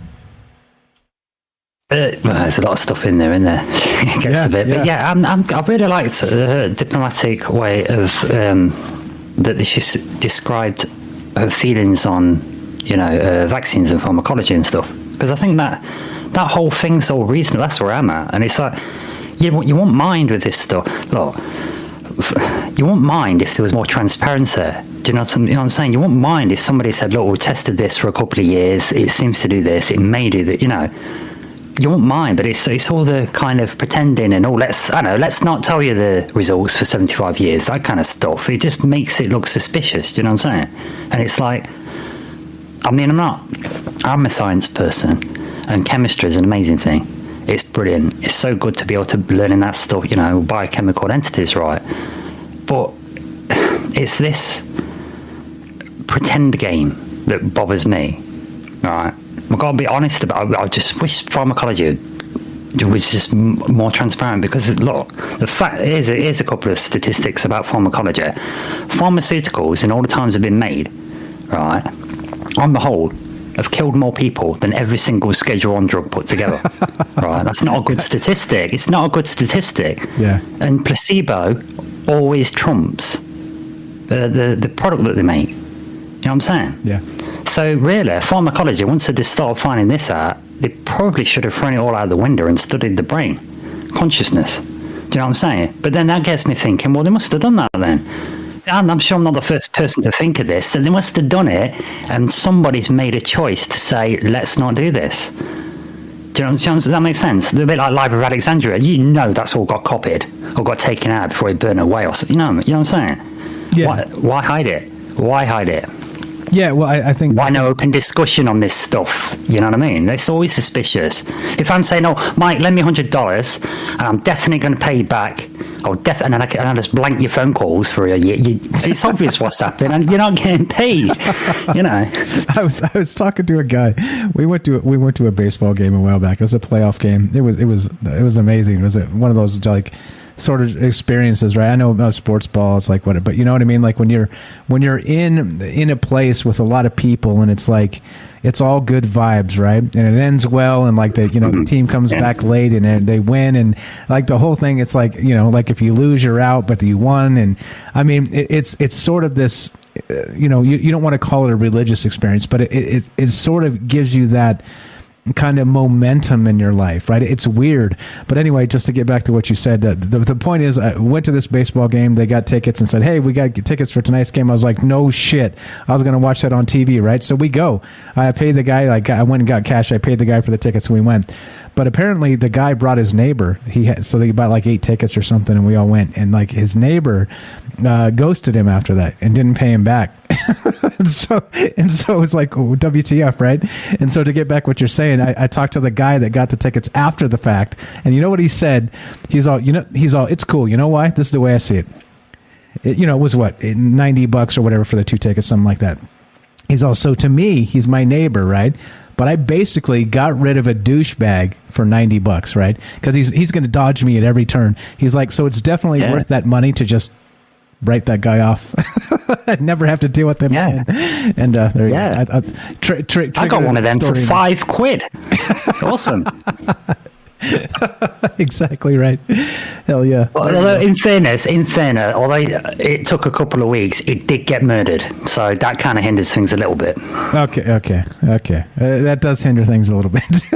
Once you throw murder into the mix, well, things get dour. Yeah, okay, fair enough. Yeah, exactly. All right, we got. I noticed Kelly unmuted. You got some, Kelly, for us before we go to Ash here? Yeah, just real quick. I was, listening to that stuff about, I'm not I would kind of lean more to anti-vax for myself. This is myself now. And this is the reason why is because, the only thing that vaccination has ever saying that it ever obliterated was what? I think it was smallpox or it was a polio, right? Some people don't really realize most diseases wasn't didn't. They were actually it wasn't like fixed or let's say controlled or eliminated. I wouldn't say eliminated yet, but ones actually it was because of the sewer systems. It wasn't because of vaccinations. It's because the more cleanliness of a person, the less diseases you're going to, influence on the body. So it wasn't vaccinations. Most diseases were actually kind of compounded and removed through sewer systems, Because, like, if you look back in, back in Europe and stuff, they had, like, the Black Plague, and that was because they were throwing shit out their fucking windows onto the street. Right. Until they had sewer systems and shit like that, they didn't, most diseases were compounded because it was getting cleaned up. It wasn't, it wasn't all over the place, That's where some people get confused. But like vaccinations, you don't, and just like Eyes Open was saying that you don't even know what all the 10 years from down the line. Even like some of these people are taking all these pills. I don't even know why they even taking these pills. You should do it on a natural way anyway, because the way they make back pills and stuff like that is through plants. You just you find a place where it's holistic, and do it that way. I would suggest do it that way first, because again, most of the time it is your diet anyway that's going to be fixed. But yeah, for me, I don't believe in because if you just look at the commercials nowadays. United States is the only place that allows these medical. Like I was saying. Yep. They the only ones who are allowed to have commercials like that. Most of those commercials like that for pharmaceuticals companies that want to sell their drugs. In other countries, they only show those things to doctors. They don't show them to the regular people. But here in the United States, it's on every other goddamn commercial and every and they're trying. And if you look at all the stuff that not just saying that it's if you take this pill, you're going to help this out. No, hell no. It gives you 15 other things besides it might even cause death. Yeah, exactly. It's hilarious how at the end of those commercials, it's like they're saying it real fast, and there's the small print, and it's like all these side effects that could be up to and including death. You're like, fuck off, whatever. Yeah. You're in the right place. They want to be suicidal. They take that pill, and next one of the side effects is being suicidal. So it's what the fuck are you talking about? I don't get. I'm trying to take a pill not to be suicidal, but it causes suicide and it causes me to have. Yeah, 100%. It's dumb. It's dumb. It's for me, and I look at that stuff. Just go holistic first. Number one, it's all like she was saying. It's your gut. It's everything that you put in your mouth. And anything it's the same thing with what's going on, within the last couple of years. But there's doctors out there, virologists, are even saying that it's not even a virus anyway. It's the thing called exosomes. Your body is it's a detox. It's an annual detox that the body does, which kind of gives you flu-like symptoms. And the worst that you have is because of the more shit you put in your mouth throughout the year that is being detoxed throughout your body. But that's a whole different thing anyway. But yeah, you got it, bro. I said that to my doctor. Sorry to cut in. I said exactly that to my doctor recently, and she literally ran out of the room. I said, yeah. I said, so what's the difference between an exosome and a virus? They're both 200 nanometers wide. They've got the same chemical composition, same structure. So why have we got to wear a mask? It's not even in the law. She ran out of the room, heard commotion, raised voices in the hall, and then she came back and says, there's no one to treat you, so I'm going to have to do it because I won't wear a mask. Do you know what I mean? I was like, there's no medical basis for it, and I'm loving how you've brought out that point. This is why I'm saying they all look so dishonest. This whole vaccine thing, right? If you check history books, like you say, it's the great sanitary revelation. It was the washing things that got rid of smallpox. But every single medical journal you look up about the smallpox virus, it always puts the two together and conflates it to give the impression that the smallpox virus vaccine got rid of smallpox. No, it didn't. That was the first. That vaccine was invented when it was almost completely eradicated. But as we know, you keep repeating that. If it weren't for vaccine manufacturers, you'd all have smallpox, and it's just not true. It's just not historically true. So I'm thanks for bringing that up, mate. Yeah. Thanks for triggering me, y'all. I'm gonna be mad all night. No, I'm just kidding. Go ahead. Sorry, man. Just one more thing. If you look at even let's look at mummies and old skeletons, right? If you look at some of that stuff, they were most of them were pretty fine. Health wise, they were pretty fine. With all their diet and stuff. If you look at even teeth, right? They didn't have rotted teeth out like what we have now in dentistry and shit like that. There was no. I know it was the thing with sugar and stuff. The explosion of that. But you look at that, it didn't have for me, with all the fluoride, if you ever seen where they hold fluoride in a tank, if you see like a small leakage or something, you'll see a big buildup. What looks like tar, like the tar residue that you have on your teeth. It's a buildup from that shit. And what's kind of weird too. The reason why I say that is because, man, once I stopped using fluoride, right? And I went to, it's when I was in the military, and, we always had to, before deployments, we had to make sure that we were ready to go. We were 100%. So, dentistry was one of them. And once I stopped doing that shit, I had lack a very large amount of less of what I was always having build up against scraped on me. When they say, I got to go get your teeth scraped off. Well, all that build up right there, that shit was gone. I never had any of that shit after a while. It was like almost clean. The dentist told me, like, oh, whatever you're doing is great. Just keep. He kind of freaked out. Me and him were going at it about, I was like, there's nothing ever on that whole thing that says it's good for your teeth. That shit rots concrete, bro. And you want me to put that shit in my mouth? They have that fluoride thing that after you're done scraping it, they want to put it, it's like a foam they spray in there. That's all pure fluoride. That's to dumb your ass down. That's all that shit is. That's the other one, dude. I did that with my dentist as well. I said, that's the same thing. It took a few goes to get him to admit it. I say, look, it's a developmental neurotoxin. Oh, what are you talking about? And so it's in the Lancet Medical Journal between arsenic and mercury. So, oh yeah, but it helps to bind your teeth, enamel, And it's like, yeah, but it's a poison. It's a developmental neurotoxin. Do you know what I'm saying? It's like, come on. Just like the fillings they put in your mouth, all that, the shit. That shit is not even good for your body either. Yet they're still slapping that shit in as much as they can. They have the other ways to do it with that white stuff, for your fillings, but they always want to put that poison in there. It's like the easiest, fastest way to get poison in your body. Yeah, maybe it's just cheaper. Do you know, I've wondered about that. Why some look like mercury and some, I know they're not, but some look like mercury, don't they? And some look like teeth. It's a bit weird. But that's even that now. I mean, even that's kind of out the window now because scientists are able to repair tooth enamel without fluoride. Do you know what I mean? And I'm pretty sure, correct me if I'm wrong, Kelly, but wasn't fluoride originally developed and put into water first with the Nazis? Then the Nazis first put fluoride in water to try and dumb people down. Yeah, they did that with the Jews. They, because they wanted them docile. They don't want them to be thinking and like how to escape and come together and shit like that. They were feeding that shit to the Jews that they were prisoners of Jews. That's what they did that to all of them, and that's where they got that shit from. Before, if you look back in the history before that, we didn't have it. And now they wanted to put that shit in your drinking water, and all the drinking water is just recycled shit water anyway.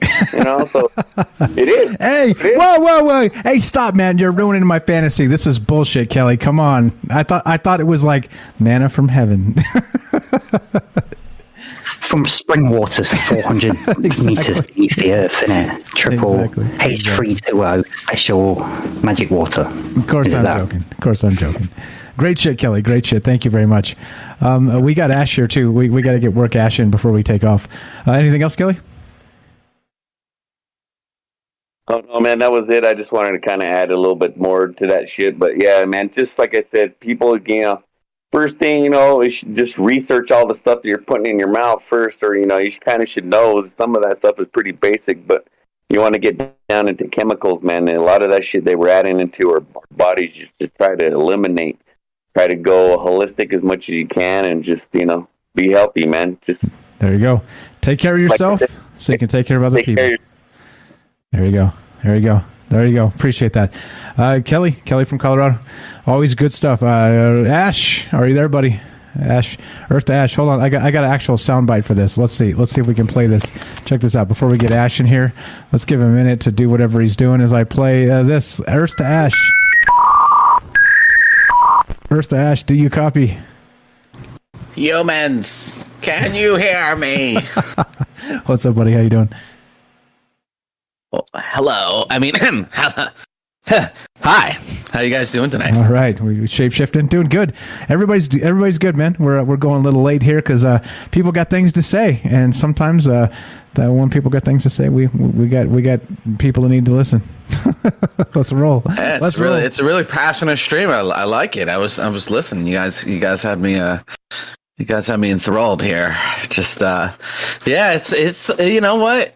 It's a lot of the greater theme here. The theme I see is we have to do things for the greater good, right? We have to do these things for the greater good.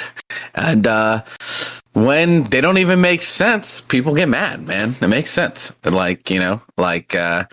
and a lot of these things, there's huge financial incentives behind them. Fluoride was just, whether the intent was malicious or not, they had all this fluoride and they didn't know what to do with it. So they did a science study that found that it did something with the enamel of your teeth, and they used science to sell that to governments and make a profit margin to kind of get rid of it. And that's kind of a lot of science doesn't happen without money. That's one thing that a lot of people, they say trust the science, do the science, but science cannot happen without money. You're not going to go out there with your Indiana Jones toy set and figure out the next energy propulsion or whatever. It just doesn't happen. And scientists need money, they need funding, they need a job, and that's a reality. And it is frustrating when you have these sort of conversations that people don't really understand that money is energy and it needs to flow. And the pharmaceutical industry just made I actually have a little thing here. They made $17.2 billion in, I think it was one quarter, or no, just from the vaccines alone. Getting a report quarter totals and coming in a collective $18 billion. That's a lot of money. And yeah, that's an empire. That's empire building every quarter or every year or whatever the fuck is going on. Yeah. That's we talk about the powers that be. There you go.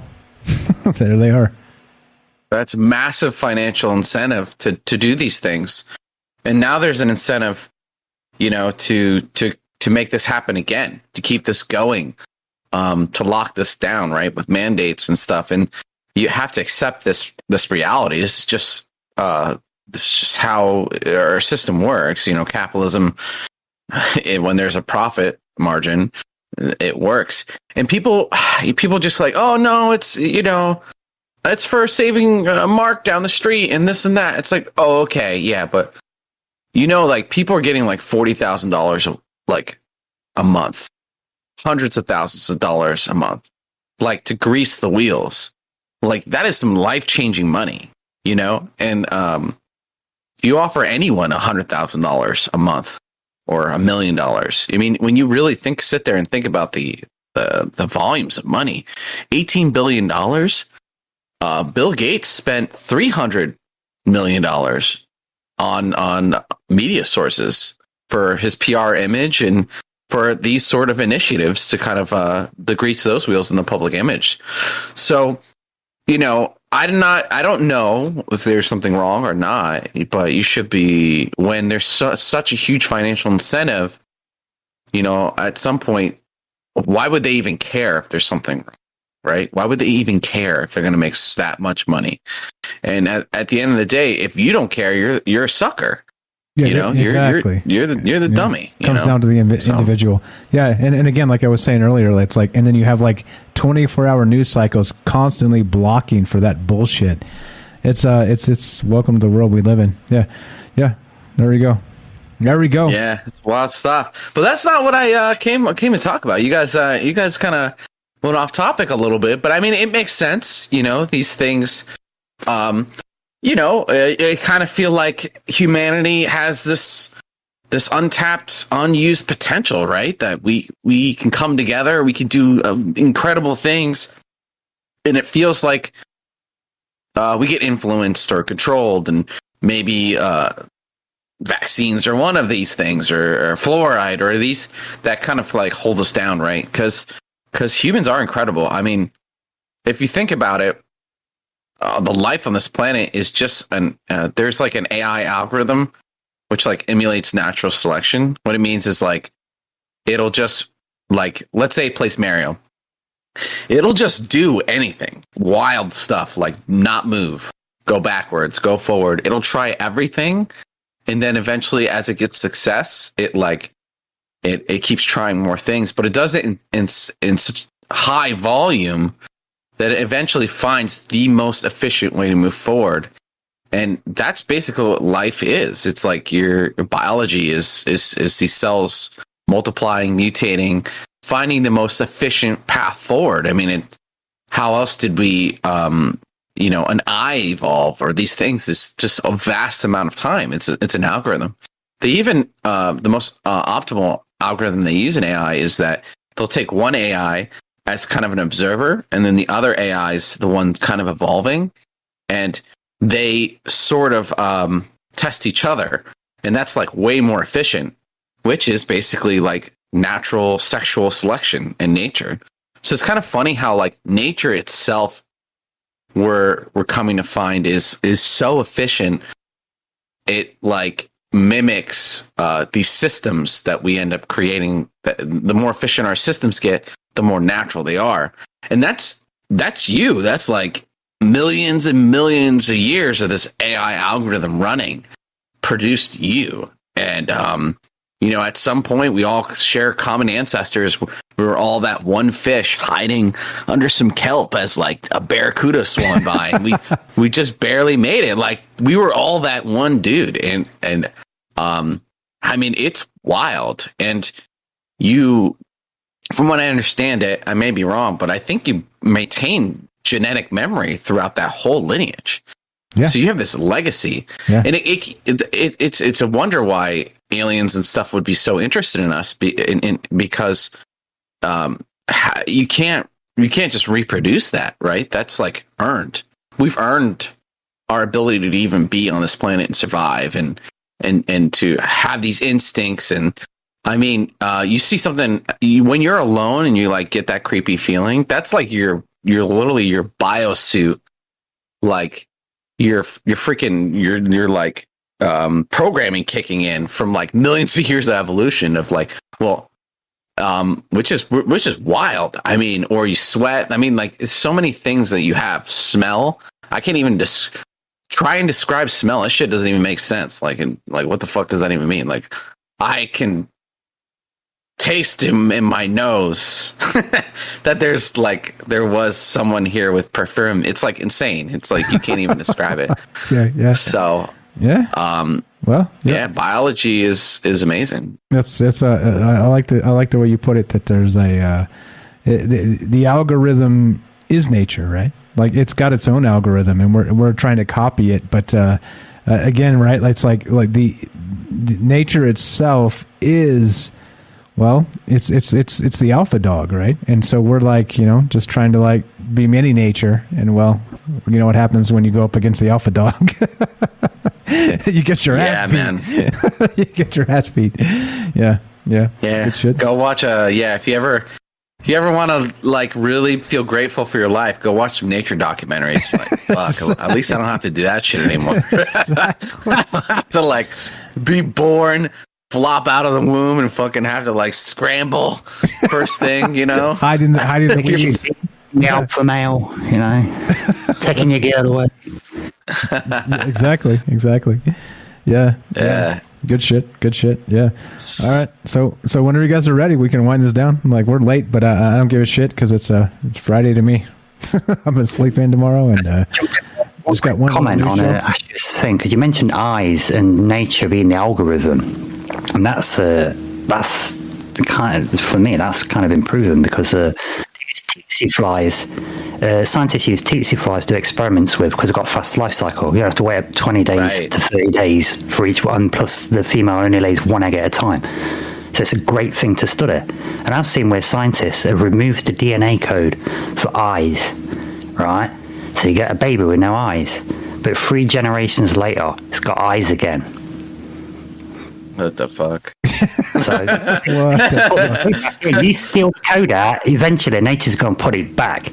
And I think this is like a bit of a positive that we can take from all of this. The universe would have failed a long time ago if there weren't fail safes in.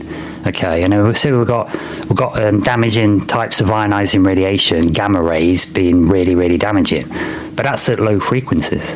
And we get high frequency gamma rays, which actually repair DNA. And we've just been going through a bunch of that for the last till 2012. That 2012 stuff that was about us crossing the galactic equator. And for 8 years, we was getting bombarded with high frequency gamma rays, which should be repairing our DNA. You know, I mentioned this to Daryl yesterday, and she said maybe that's why we're not all dead from Fukushima. But who knows, man? Interesting. Yeah, I mean, there's a lot of variables that we don't really understand, and then science will catch up at some point, and then then we just accept it as fact, right? And that's just, it is what it was. But in the meantime, we may not even understand or know these influences that are happening to us. I kind of feel that way. I feel like there's a lot going on behind the scenes, like a lot of shit, and like until we kind of can catch up with that the secrecy, right? Whatever the hell it is. It's, you listen to Alonzo talk, and he talks about some wild stuff. Like it's like, why do you know all this shit? Like, and he clearly is in the know, right? He knows more than he says. And is this just common knowledge? Is there just like a higher level of understanding within that community, behind that secrecy, that wall? And humanity, the reason these shows exist is because people are starved for it. We're starved for it. We went from all these religious institutions, these foundations we had of society, and religion definitely has its benefits. But to be told that there's this bearded man in the sky, and now we're kind of waking up, and people want to know, like, what they crave. What is it? What is there? And they're looking to the sky, and they're looking to our leaders, and they don't see it, man. We don't see it. There's something. The leaders, they're all assholes. That's what that is. Come on. Yeah, I mean, like, look at how much advancement happened during World War II. Technology advancing. Look at your fucking phone. Look at that thing. That thing's crazy. So you're telling me that, like, in all these other fields, we haven't made any advancement, like energy? Oh, America just happens to be, based on the petrodollar, but like, we haven't made any advancements there. Oh, weird. That's crazy. Yeah, that's that one thing. That's my biggest gripe of all things, of all the technological advancements, energy systems, and moved on in over 100 years, man. We're still exploding things. Come on. Yep. And as we move forward, with our technology increasing, we have to like sync our spirituality and our technology together, because there's all these paths in front of us, and some of them are pretty fucking dystopian. All you gotta do is like surf through Netflix, the sci-fi section. You could see any one of those things kind of being like where we end up. And we kind of need as much information as possible. We need, as a responsible parent, as a responsible human, which I am not. I'm a reptilian, but you need all the information to make the right decisions, right? Like, left or right. Well, if you told me there was a fucking crocodile on the left side, I wouldn't have went over there. Right. If there was a crocodile on the water, I wouldn't have went around across the water. And I just, people are starved for this, and we're trying to all figure it out together. And I just see that a lot. And so, that's why I love this show, and that's why I love listening to everyone call in, because it's like, what the fuck? What the fuck? Like, just give me the good stuff. Stop showing me like butts and stuff on Instagram. I want to know the good stuff. Like, what is reality? What are we here for? And the topic of tonight was so engaging, because like our bodies, our humans, our potential, what we can do, our spirituality. I don't want to just take these fucking shots and these pills and just go to sleep and then join the Matrix. I want to have this conversation. I want to fucking look at what's in front of me and don't put the veil over my eyes. Hop in the 3D printed suicide pod with your idyllic. They have that shit now, right? Yeah, that's we just did on the news show like a couple days ago. Yeah, that's just real. They're like, oh, we're just going to invent these, 3D printed suicide pods so you can, have your idyllic way out on the beach and everybody could, now fuck you. no thanks. No thanks. Isn't that in Switzerland as well? It's crazy. You can hide your money there. You can put all your criminal assets there. You can kill yourself there, but don't drive a car. Yeah. Oh right. no. Exactly. Don't put a flag in the ground and declare, against for or against something. Just all the rest of this shit, fine. Whatever. Whatever. Switzerland of all damn places. Anyway, all right. Let's. I apologize. I don't even know. Like I just did a screenshot just to prove it. I had no idea Daryl's on the caller queue. I don't know how long she's been there because there's so many people that are in the on air. It bumps it down, right? It scrolls down, so I don't see it. So I'm really sorry if you waited a long time. I don't know. There's been a lot of people in here tonight. So let's finish this up and let's get Daryl in here and let's make it a wrap. What do you say? What do you say, fellas? What do you say? Let's do it. I'm ready to finish. All right. Jesus Christ. Daryl, welcome to the show. We're ready to finish. How are you? If you're there. I know. You're lighting. You're lighting up, but we don't hear nothing. How long she's been there? Because there's so many people that are in the on air. Oh, she's watching. Yeah, she's watching. Exactly. Down. I don't see it. This is the problem with Discord is that people don't they don't know when we pull them on air, so they're listening. And it's like a minute delay or something like that. So like they come on air and they're like, oh shit, like I just missed a minute, but now I'm live. So that's like it's just because we're such whores for Discord. We like. Yeah, we're just we're just so used to the damn thing, Yeah. I'm totally like good. Literally, I've put like 10 people on Discord now. I think. Keep it up. Within the Keep last it up year. until they start censoring us. I'm good for it. Daryl in New York, welcome to the show. Let's get your take on this and let's round this sucker up. Let's finish up, or I'm going to pee myself for the second time tonight. What's up? How are you? This is a conversation I'm longing to have all the time. I was just talking to Rohan about that. Like, I think we need to talk about it more. I'm so glad you're talking about it now. I don't want you to ever get taken down, but it's so important that we try to spread some knowledge, and make people aware. And hopefully it'll trickle down somehow to the right people one day. I think that's the best we can do. But what I was going to say, I had so much to tell you. I wanted to tell you, I was thinking about this, about the topic we're just talking about. I just wanted to mention this, that there's a new disease that they're giving children. It's like a multisystemic organ inflammation, something like that. And when it started, it wasn't when kids were getting vaccinated. It started when the adults were getting vaccinated. And they were shedding this to their children. It started around December, January of this year, last year and this year. Okay, Daryl. We don't know. Anyway. Daryl. Okay. Just be careful what you say. Please don't get my YouTube channel taken down, please. Please. No. Oh, we're still on YouTube? Okay. Yes. Anyway. Yes. Okay. All right. So I won't go there. But anyway, I'm just saying we need to be aware of these things. I don't know how people just trust what they're seeing and hearing in the news explicitly. There's just no other option, Isn't there any other option for them? Are they deaf to everybody? Eventually somebody's going to have to get through to them. I don't know. We have to do our best, and I think we can do our best. I think we're so capable. And what you were mentioning about the artificial intelligence, I was just thinking about this.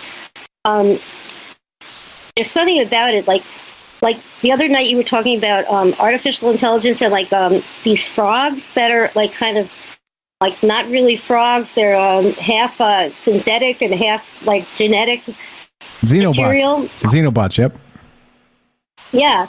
Anyway, I was thinking about that. I was thinking about the spaceships that they have, the UFOs that we've discovered, like the one that David Adair, for example, described when he went to Area 51, that he put his hands in it and the thing reacted.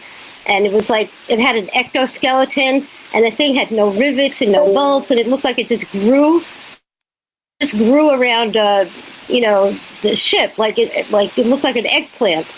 There was no noticeable nails or anything. There was no wiring, nothing. And I was thinking that's probably how they built it, so using some kind of artificial intelligence and some genetic material. And maybe somebody used like a 3D printer and put their thought of the spaceship into the 3D computer. That's how they created something like that in zero gravity, for example. I'm just wondering, how did they make something run like a machine that had a skeleton that was symbiotic with the pilot? Because you ran it with your mind. You put your hands in it, and it sensed your body heat. It would fly based on that. So when you think we could fly one day, I think it's possible. I think anything is possible. And when you have that kind of technology that was described, and some of these things they can't back engineer. They just have no clue. They don't know how to make it run. They're just still sitting in hangars, unused. We have no clue how to back engineer it. It's not possible. They don't know how it was created, so they can't back engineer it. It just looks so natural. It's almost organic, And the only time they have done it, it would come alive, but then they didn't know what to do from then on. So, all of that in mind, I think we could definitely do anything, including perhaps fly one day. I think that's the best way we can fly, is to make something like that. Anyway, I just thought I'd bring that up.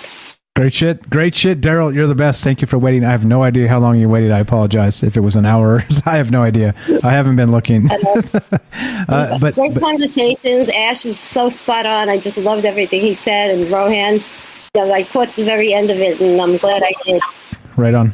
Thanks for listening. Thanks for being part thanks. of it. I disagree. I'm still here. I disagree. Still here. I disagree. And the last lady that called in too, she was awesome.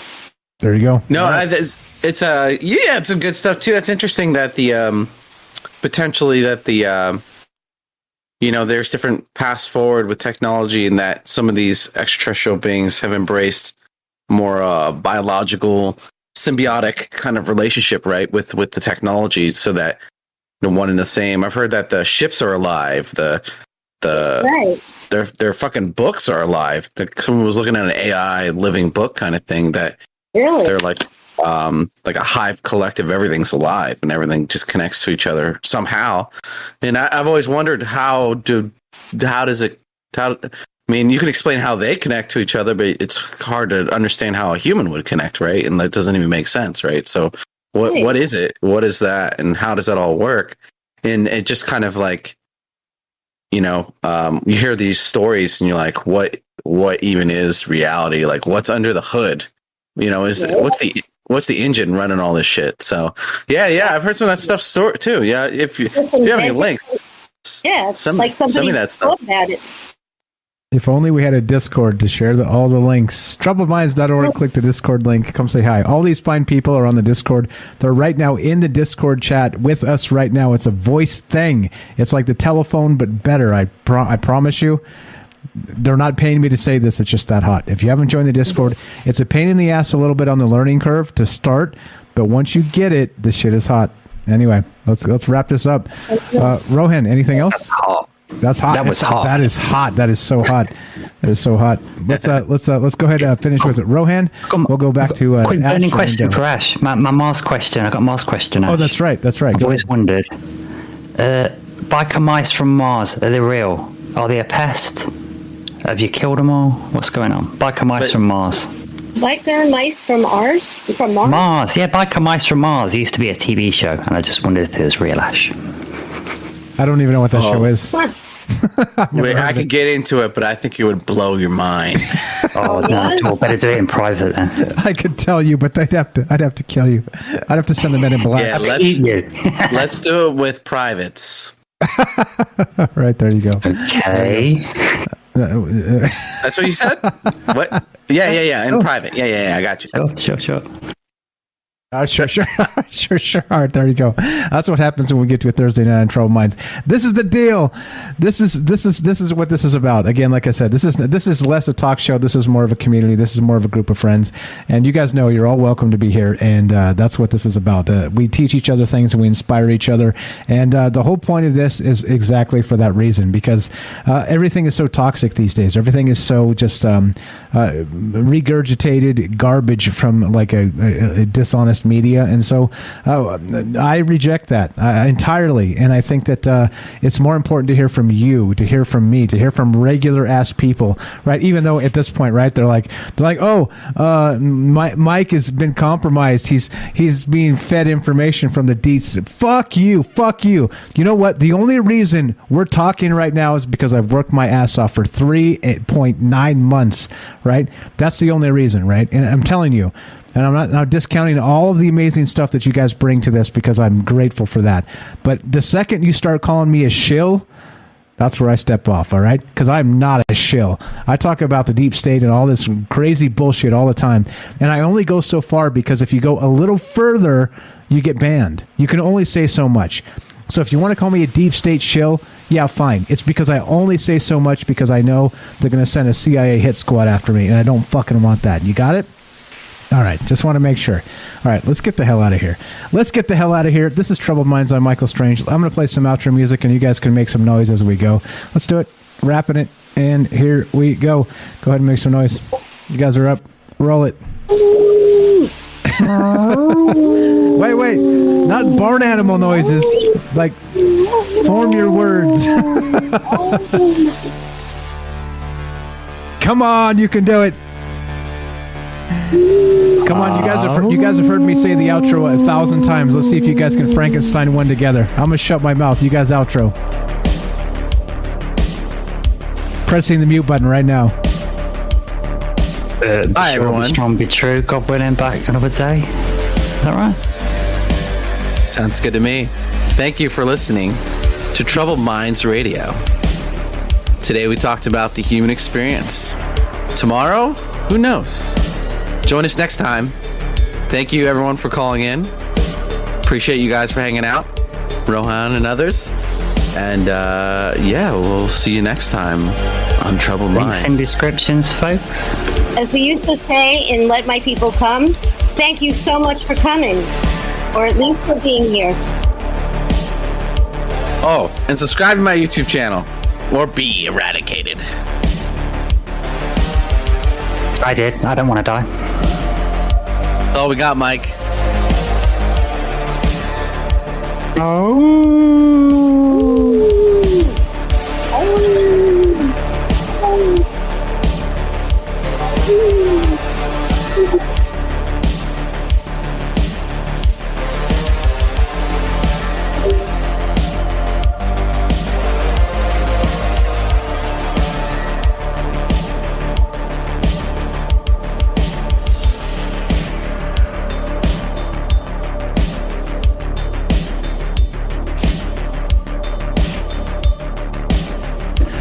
All right, very, very admirable. Thank you for listening. Be sure, be strong, be true. Thank you for listening. From our Troubled Minds to yours, have a great night. Thank you to everybody. All the great chat, all the thoughtful comments, all the amazing calls. We'll see you soon. If you haven't joined the Discord, now's the time, because the rumor on the street is there might be a Friday night show. By the way, tomorrow's Friday. Join the Discord if you have not. It might be only on Rockfin, so we can say whatever the fuck we want. Right. Right on. And there we go. Thanks a lot, guys. You guys know what to do to help the show. Spread the word. And listen to the podcast feed. Two most important things. If you want to sign up to Patreon, Rockfin, or Twitch, it's all there. Thanks again. Thanks for listening. Thanks for being part of this. From our Troubled Minds to yours. Have a great night.